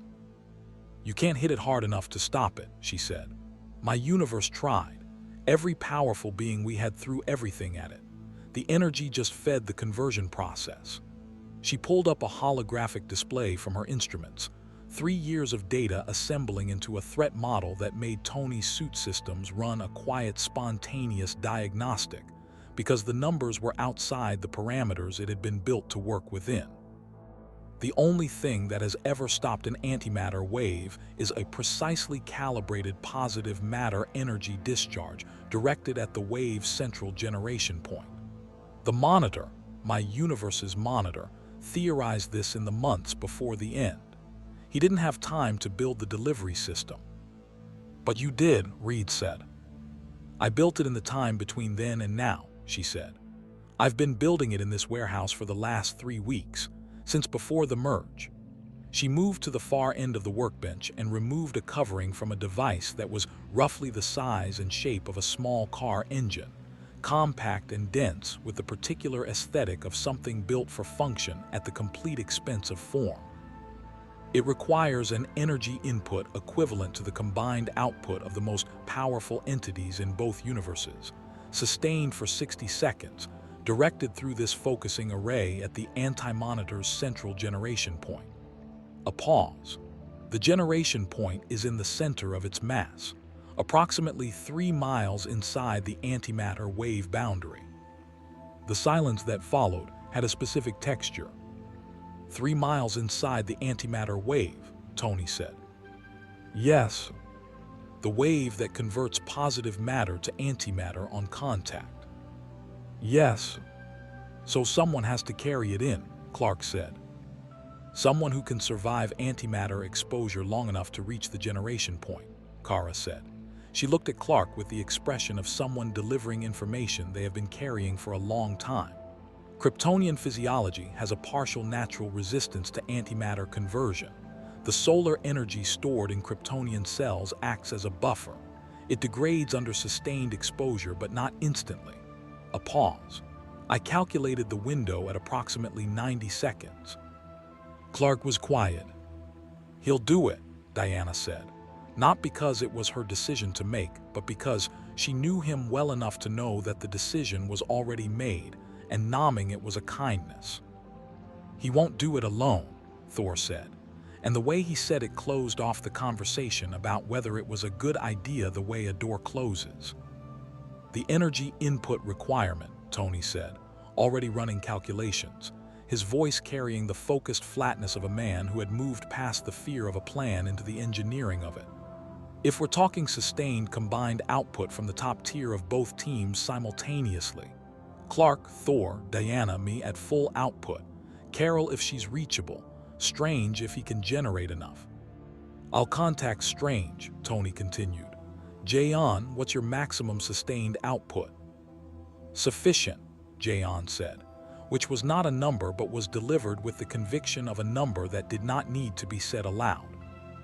The Hulk, Clark said, looking at Banner, who had been sitting very still since Kara had started speaking, and whose eyes carried the internal conversation of a man negotiating with himself.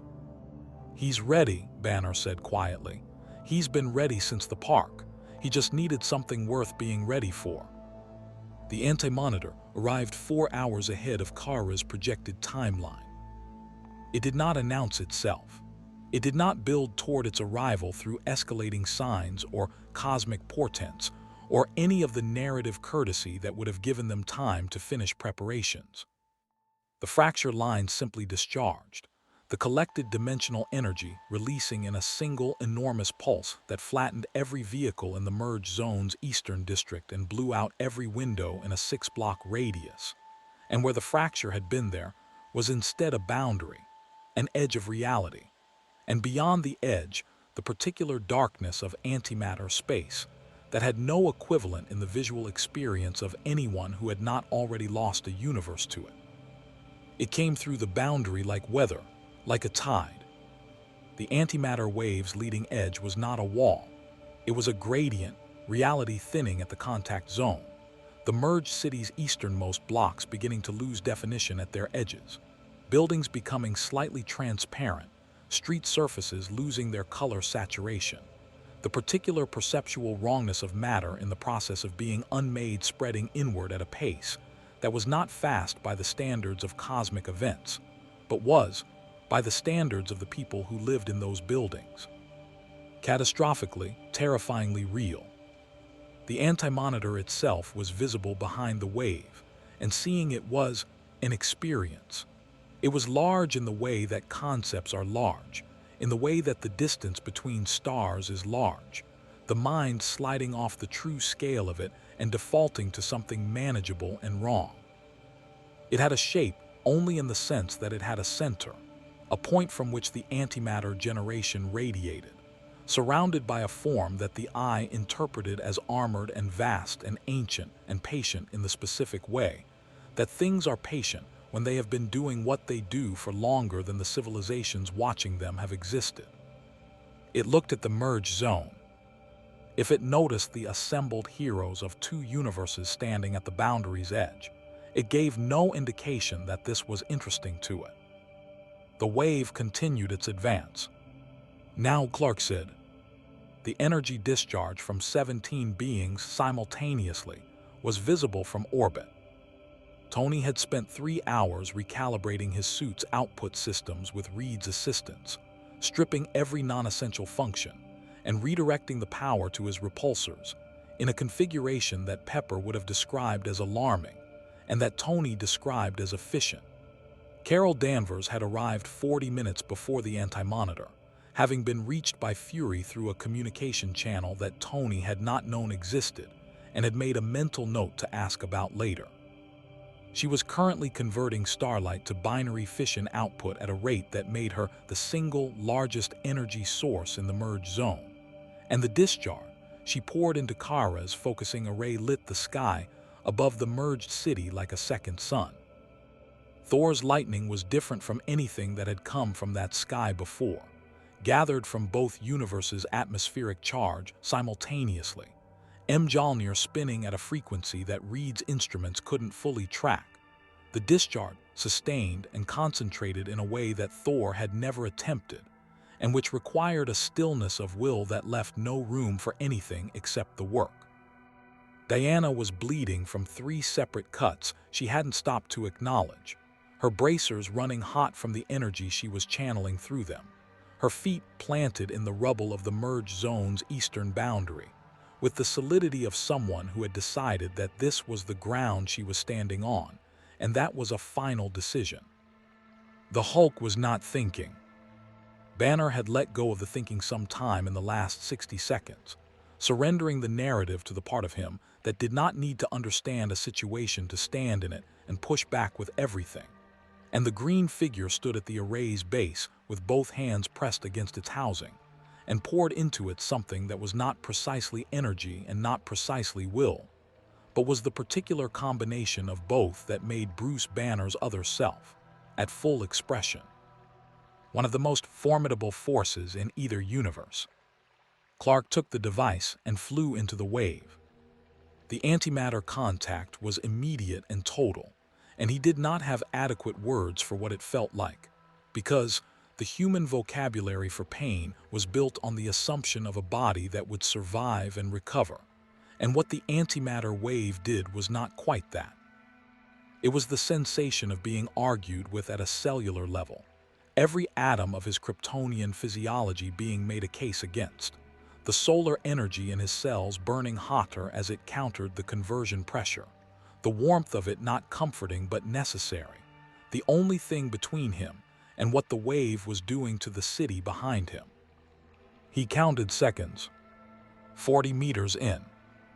The definition of the world behind him had already softened at the edges, his hearing cutting out in the affected spectrum, the wave's interior a landscape of conversion light that was the color of nothing he had a name for.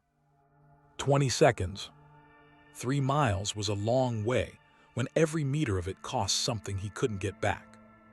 He thought about the postal worker in the park on day 1. The fruit vendor Bari had stopped beside that morning. The paramedic who had looked at Tony's armor with professional bafflement and had gone back to her work because there were people who needed help, and the nature of the equipment helping them was a secondary concern.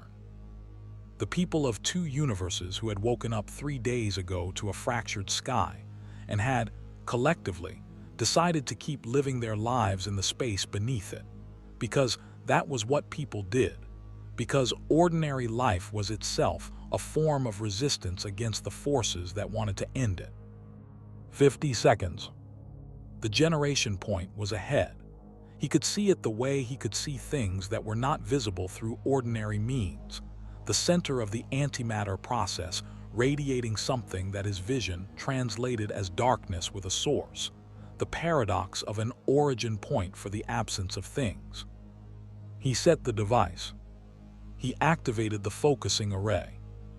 The 60 seconds of sustained energy from behind him hit the device and traveled through it, and reached the generation point at the same moment that Clark, his solar reserves at approximately 12% and dropping, grabbed the device housing with both hands and held it in place because the anti-monitor's central process was attempting to reject the input, and the device needed stable contact, and there was nobody else here to hold it.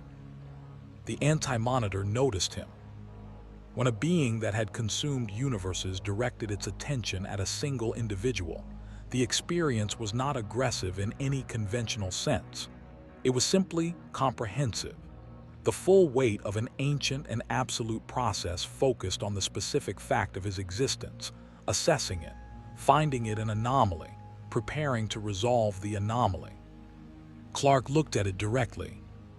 "Not today," he said, which was possibly the least dramatic thing anyone had ever said to a universe-ending entity, but it was what he had, and it was, in its quiet way, entirely sincere. The energy discharge reached critical threshold. The generation point received 60 seconds of combined positive matter energy from 17 beings across 2 universes, focused through a device built by a survivor in a warehouse in the merge zone, delivered by a man from a dead planet holding it in place by hand in the middle of an antimatter wave. And the result was not an explosion in any conventional sense. It was a reversal. The antimatter wave did not detonate. It inverted. The conversion process ran backward at the generation point, positive matter reasserting itself outward from the center, the wave losing coherence as its source lost integrity. The anti-monitor's form beginning to destabilize in the particular way that processes destabilize when their fundamental mechanism is interrupted at the point of origin. The city blocks that had begun to lose definition sharpened. The buildings regained their color. The streets became solid. The anti-monitor contracted around its failing center, the vast form pulling inward, and the sound it produced in doing so was not a sound that traveled through air. It traveled through the dimensional structure of the merge zone itself, a subsonic communication from a process that was ending to the universes that had ended it. And what it communicated, stripped of any interpretation, was simply, "This has not happened before." Clark released the device and flew backward out of the wave's contracting boundary, and the solar depletion hit him simultaneously with the open air, and he dropped 40 feet before his cells caught enough ambient sunlight to arrest the fall, hovering at street level with his cape hanging still, and his body running on the reserves of what he was rather than what he could currently do. Thor caught him. Not dramatically, not with a speech or a moment of formal significance. He simply appeared at Clark's altitude and put a hand on his arm and held him upright in the air until the trembling in Clark's cells that the antimatter exposure had produced began, slowly, to subside. "You held it in place," Thor said. "It needed to be held," Clark said. "You could have died." "Yes," Clark said. Thor looked at him with the expression that warriors in every universe and across all of human storytelling reserve for moments when they encounter something they recognize as genuine courage, as opposed to the performed kind, or the desperate kind, or the kind that is actually just a high tolerance for consequences. The expression that is not admiration exactly, but is what comes before admiration, and is more honest than admiration, because it has not yet been processed into a feeling with a name. Behind them, where the boundary had been, the antimatter space was closing. The anti-monitor's form was gone. The fracture lines in the sky above the merged city flickered twice, and then, For the first time since the morning 7 days ago when the sky had cracked, and two realities had reached toward each other across the impossible distance between them, went dark. One universe, two legacies. The silence after the antimatter boundary closed was the kind of silence that only exists in the aftermath of things that should not have been survived. It was not peaceful. It was not the silence of resolution or relief, or any of the cleaner emotions that follow victories in stories where the cost is theoretical. It was the silence of 23 people standing in a rubble-strewn street in a city that was simultaneously two cities, each of them running their own private inventory of what the last 7 days had taken and what it had left, the particular quiet of individuals who have been operating at the absolute limit of their capacity and have arrived, suddenly, at a moment that does not require anything of them, and are not entirely sure what to do with that. Tony landed first. The Mark L's repulsor system cycled down with the specific series of tones that meant the suit was running on reserve power, its output systems depleted in ways that would take 48 hours to fully restore. He stood in the street with the faceplate up and looked at the sky above the merged city, at the dark fracture lines, at the two architectural traditions still coexisting in the middle distance, at the impossible normalcy of a morning that was technically still happening despite everything that had been inserted into it. "Friday," he said. "All hostile energy signatures are gone," Friday said. "Antimatter boundary fully closed. Merge zone structural integrity is Tony. The fracture geometry is starting to reverse." Tony looked at the dark lines in the sky. They were moving, not widening, not poolsing, but drawing back toward each other, the branches retracting toward the primaries thinning at their outer edges, the whole impossible architecture of the merged sky beginning slowly to unknit itself. "Reed," Tony said into the communication line. "I see it," Reed said. He was 50 meters away, his instruments already running analysis, his elongated form bent over a portable sensor array with the focused attention of a man who had been waiting for exactly this data. The energy discharge inverted the fracture polarity. The merged geometry is unwinding. Both universes are beginning to reassert their independent dimensional boundaries. "How long?" Clark asked.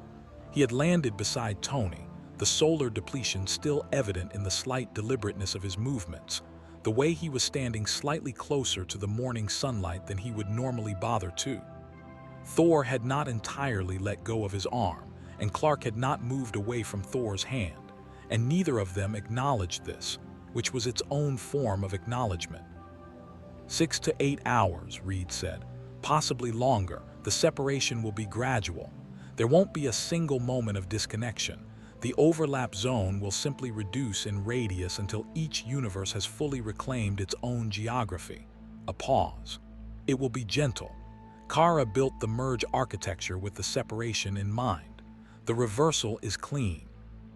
The name landed differently now that they had met her. Kara was standing at the edge of the group, not quite in it, occupying the specific position of someone who is present at a conclusion they helped create and does not know what their relationship to the celebration of it is supposed to be. She had her instruments in a bag at her feet and her hands at her sides, and she was looking at the receding fracture lines with an expression that was too complicated to name and too honest to look away from. Diana went to her, not with a speech or a formal gesture or the particular ceremony that Diana sometimes deployed for moments of significance. She simply walked across the debris-scattered street and stood beside Kara and looked at the same sky Kara was looking at. And after a moment she said, quietly, "You saved 2 universes." "I used 2 universes," Kara said. "Yes," Diana said, "and then you saved them." A pause. "Those things are both true." Kara was quiet for a long moment. "In my universe," she said, "there was a hero. She would have said something better than that." "She would have said the same thing," Diana said. "She would just have said it with more conviction." Something moved through Kara's face that was not quite a smile, but was the architecture of one, the specific arrangement of features that precedes smiling in people who have not done it in a long time and are relearning the geometry of it. Probably, she said. The formal debrief happened 3 hours later in the Baxter building, because Reed's conference room had become, over the past several days, the default location for things that required everyone in the same room, and because habit is one of the most underrated stabilizing forces in the universe, or in two universes, as the current situation specified. Fury ran the debrief with the efficiency of a man who had conducted thousands of post-action reviews, and who understood that the purpose of a debrief was not catharsis but utility. What happened? What worked? What did not? What needed to be done before the separation completed and the window for coordination closed? Structural damage to the merge zone is significant but not catastrophic, Hill reported, her tablet displaying damage assessments from both cities' emergency management systems, the two bureaucracies having achieved, over the past 7 days, a pragmatic cooperation that their respective governments would spend the next several years trying to officially ratify. Both cities' infrastructure teams are already coordinating on the boundary zone reconstruction. There's a question about buildings that exist in the overlap, structures that were present in both universes simultaneously. They'll need to be rebuilt or reinforced as the separation proceeds, Reed said. The overlap structures will lose their double existence coherence as the universes separate. Some will remain stable, others will require intervention. We're leaving teams, Fury said. It was not a question. We're leaving teams, Clark confirmed, and the ease with which he said it, the simple coordination of two organizational frameworks that had, 7 days ago, not known the other existed, was itself a measure of how much had changed. Batman had not attended the debrief in person. This was not a surprise to anyone who knew him, and it was not an absence in the sense of absence, because Bruce Wayne's presence in a room did not require his physical attendance. His contribution to the debrief arrived via a 40-page document that had been distributed to every relevant party 20 minutes before the meeting began, comprehensive, precise, and containing 3 separate threat assessments for scenarios the meeting had not yet discussed, which was Batman's way of attending things he chose not to attend. Tony had read the document on the way to the meeting and had spent the walk in the specific internal state of someone who is genuinely impressed and mildly annoyed about it. He wrote 40 pages, Tony said to Steve as they entered the building. Did he get anything wrong? Steve asked. Tony paused. No. Then stop complaining, Steve said. Lex Luthor came to the debrief. He came without mercy, without security, without the particular armor of LexCorp branding that he wore in public contexts, and he sat at the end of the table with the expression of a man who had made a decision about what kind of person he was going to be for the duration of this specific meeting, and was committing to it. He had spent the hours between the Anti-Monitor's defeat and the debrief in his penthouse, looking at the merged city from his window, running the same internal accounting he always ran after events of significance, what he had gained, what he had lost, what the new landscape looked like and where the leverage points were. What he kept arriving at, in a way that was uncomfortable in its unfamiliarity, was the people. Not as assets, not as factors in a calculation. The postal worker story that Barry Allen had told during one of the coordination meetings, offhandedly, not as an argument or a point, but just as an observation about what people did when the sky fell. The paramedic, the fruit vendor. The people of 2 cities who had spent 7 days living under a fractured sky and had, in the aggregate, chosen not to collapse, not to turn on each other, not to perform the particular civilizational failures that Lex had spent his career studying and cataloging, and, if he was being honest in the private accounting space, expecting. They had not met his expectations. He was not sure what to do with that. The device distribution network, he said, when the meeting reached the point of discussing intelligence assets. Kara's monitoring system. She built it for one universe, and it detected an interdimensional threat 3 years in advance. A properly resourced version, integrated with both universes' monitoring infrastructure, would extend that detection window significantly. He paused. LexCorp has the dimensional analysis technology. Stark has the network infrastructure. The collaboration would be, he paused on the word, testing it, finding it strange in his mouth and not entirely unpleasant, productive. Tony looked at him across the table. "I'll have my people call your people," Tony said, which was the most Tony Stark sentence in either universe and which meant yes. The goodbyes happened in stages, which was appropriate for a separation that was happening in stages. The overlap zone reducing in radius through the afternoon as both universes drew their geography back toward themselves with the patient inevitability of tides. Barry and Peter Parker spent 2 hours in a coffee shop that existed in the overlap zone, a Metropolis establishment that had been serving, for the past 7 days, customers from 2 realities, its staff having adapted to the situation with the pragmatic flexibility of people whose primary professional skill was managing lines under pressure. They talked at the speed they talked, covering quantum mechanics, web compound chemistry, the philosophical implications of having a secret identity in a world where everyone seemed to figure it out anyway, the specific loneliness of being faster than everything around you, and the specific comfort of finding someone who understood that loneliness without requiring it to be explained. "You're going to be on the other side of a dimensional boundary," Peter said, when the coffee shop's edges began to soften slightly as the separation advanced and the building started its gradual return to its original universe. "Yeah," Barry said. "That's," Peter started, and then stopped, because the sentence had several possible endings and none of them were adequate. "I know," Barry said. Peter looked at his coffee cup. The web compound formula, the complete version, not the public one. He slid a folded piece of paper across the table, in case you ever get bored of running everywhere. Barry looked at it. "I'm going to figure out how to get this to the right people on my side," he said. "There's someone who would have opinions about the chemistry that I think you'd find," he paused, smiling, "worth hearing." They shook hands, which felt insufficient and was also exactly right. Thor and Diana said their goodbyes in the air above the merge zone, hovering at altitude in the late afternoon light with both cities still visible below them. The overlap geography already showing the first signs of separation.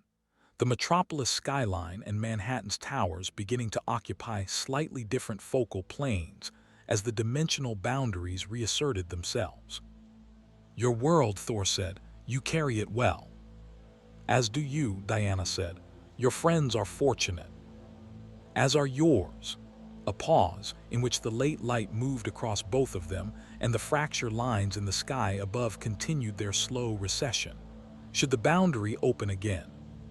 "It won't," Diana said. "Not like this, not by accident." "No," Thor agreed, "but should it open again?" "Then we will already know each other," Diana said.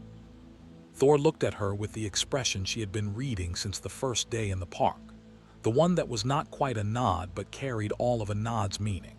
And now she read it fully, its complete vocabulary of recognition and respect, and the particular regard of one extraordinary person for another that has nothing to do with power levels, and everything to do with what you choose to do with yours. He hit his chest with his fist, once, the Asgardian gesture that meant something that translated imperfectly into any language but carried, in its imperfect translation, something like, "I see you. I will remember."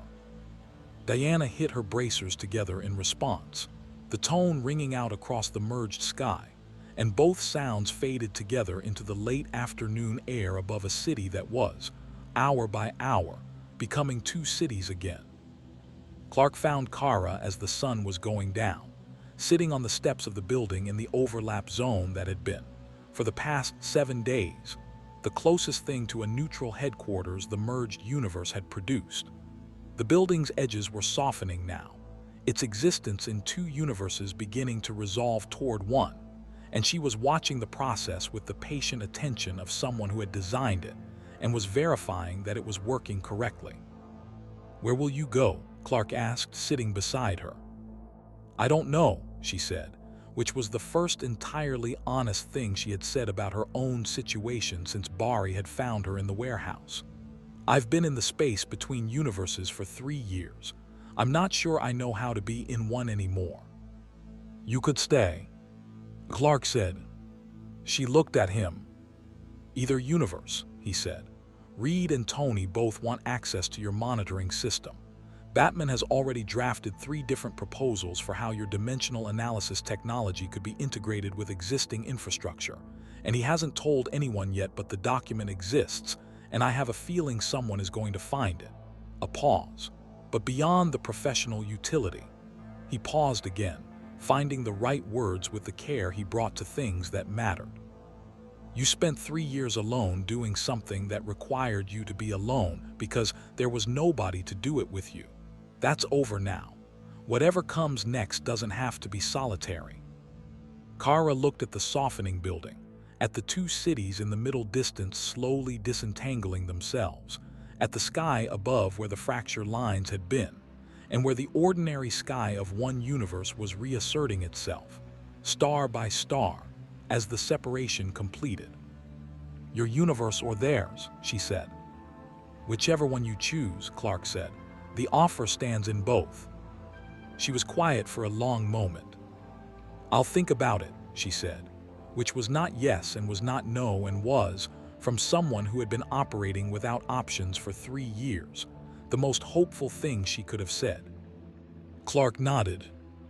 They sat together on the steps while the overlap zone continued its patient reduction around them, the geography of 2 cities sorting itself back into its original configuration, with the unhurried thoroughness of a universe reclaiming what was its own.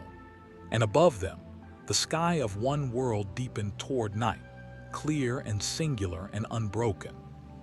By midnight, the separation was complete. Metropolis was Metropolis. New York was New York.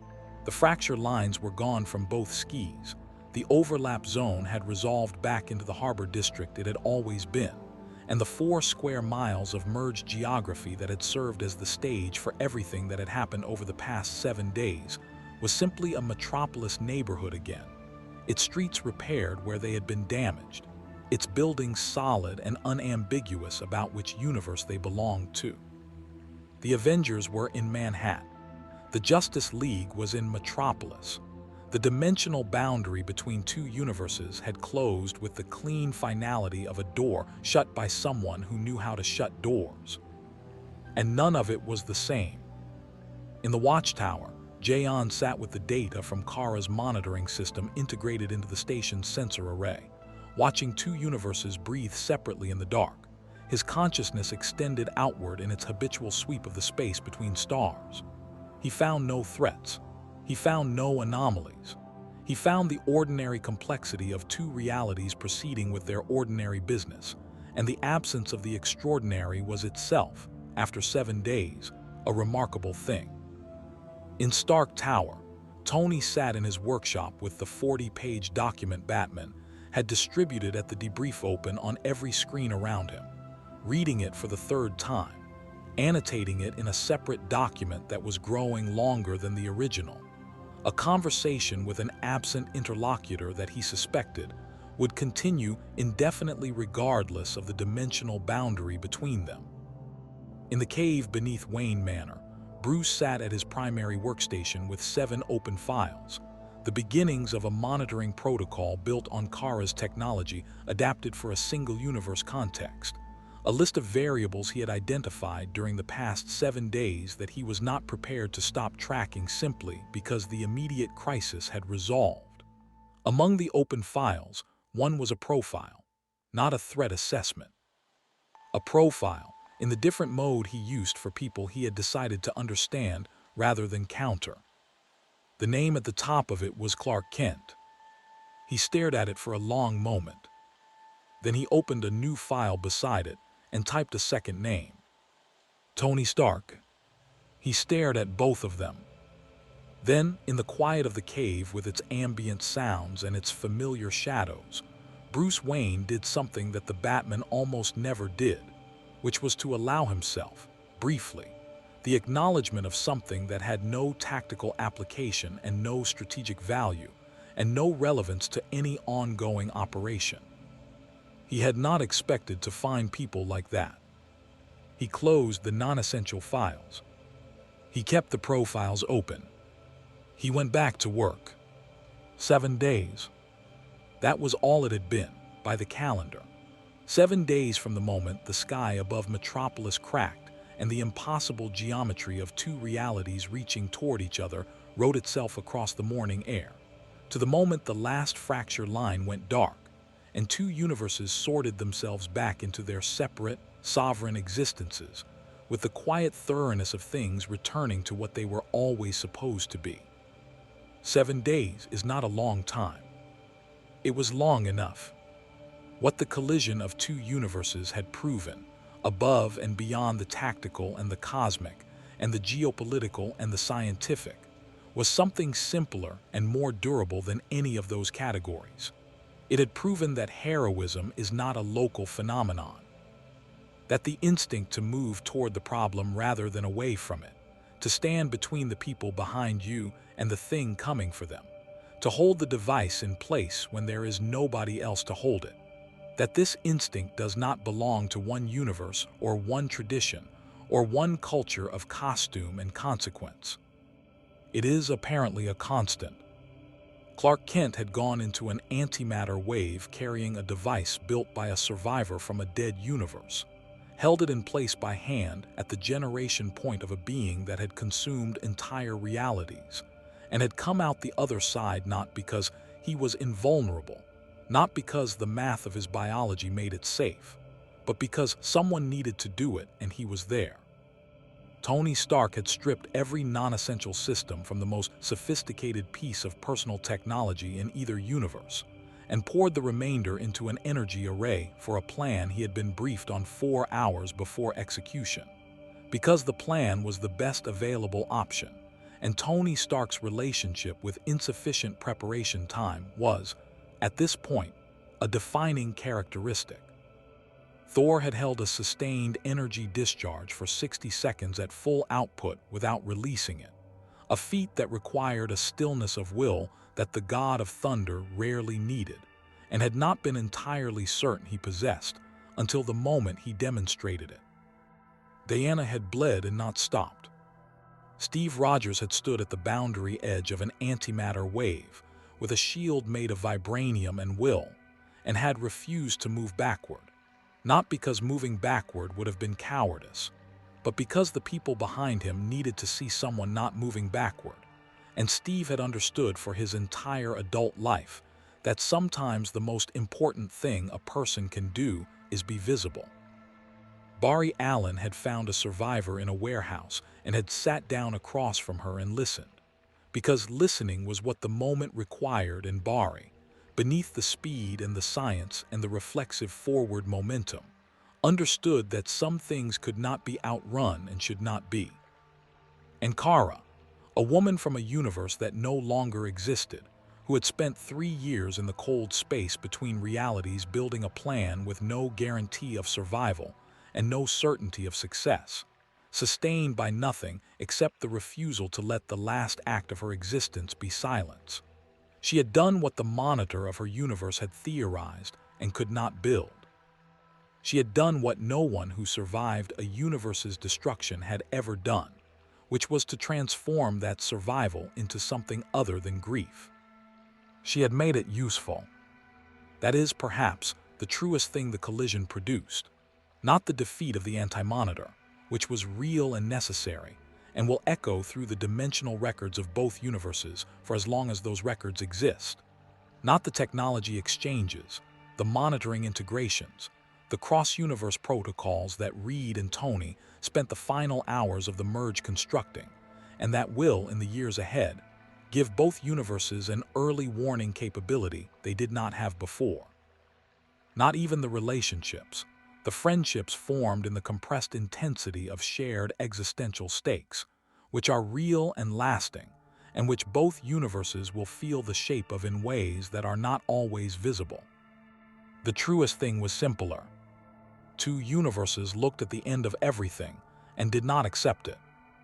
They argued about it, assessed each other with suspicion, made mistakes, allowed manipulation to nearly fracture their cooperation, stood in the wreckage of their own best-laid plans and looked at the new information and adjusted. They were not unified by agreement. They were unified by the more durable thing, the thing that does not require agreement, which is the shared refusal to let the cost be final.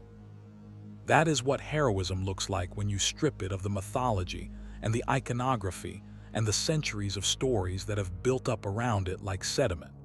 It looks like adjustment. It looks like the willingness to be wrong about something and continue anyway. It looks like holding something in place when the something is trying to push you back, and the only reason to hold it is that the people behind you need you to. Both universes have that. Both universes had it before the collision and will have it after. The collision simply gave them the evidence. In Metropolis, 3 weeks after the separation, a postal worker named Dennis is on his morning route through Centennial Park. The park is fully restored, its formal landscaping precise and familiar, the bronze statue of a caped figure standing at the eastern entrance exactly where it has always stood. The sky above is blue and unbroken and entirely, unremarkably itself. Dennis stops at the eastern entrance and looks at the sky for a moment, the way he has looked at it every morning since the fracture closed, a habit formed in 7 days that 3 weeks of normalcy has not entirely dissolved. Then he nods at the statue in a way that would be difficult to explain if anyone asked, and continues his route. In Manhattan, a fruit vendor has added something new to his cart. A small hand-written sign, slightly weathered, positioned below the pretzel display. It does not explain itself. It says only, "We were there." His regular customers assume it refers to something they missed. He does not correct them.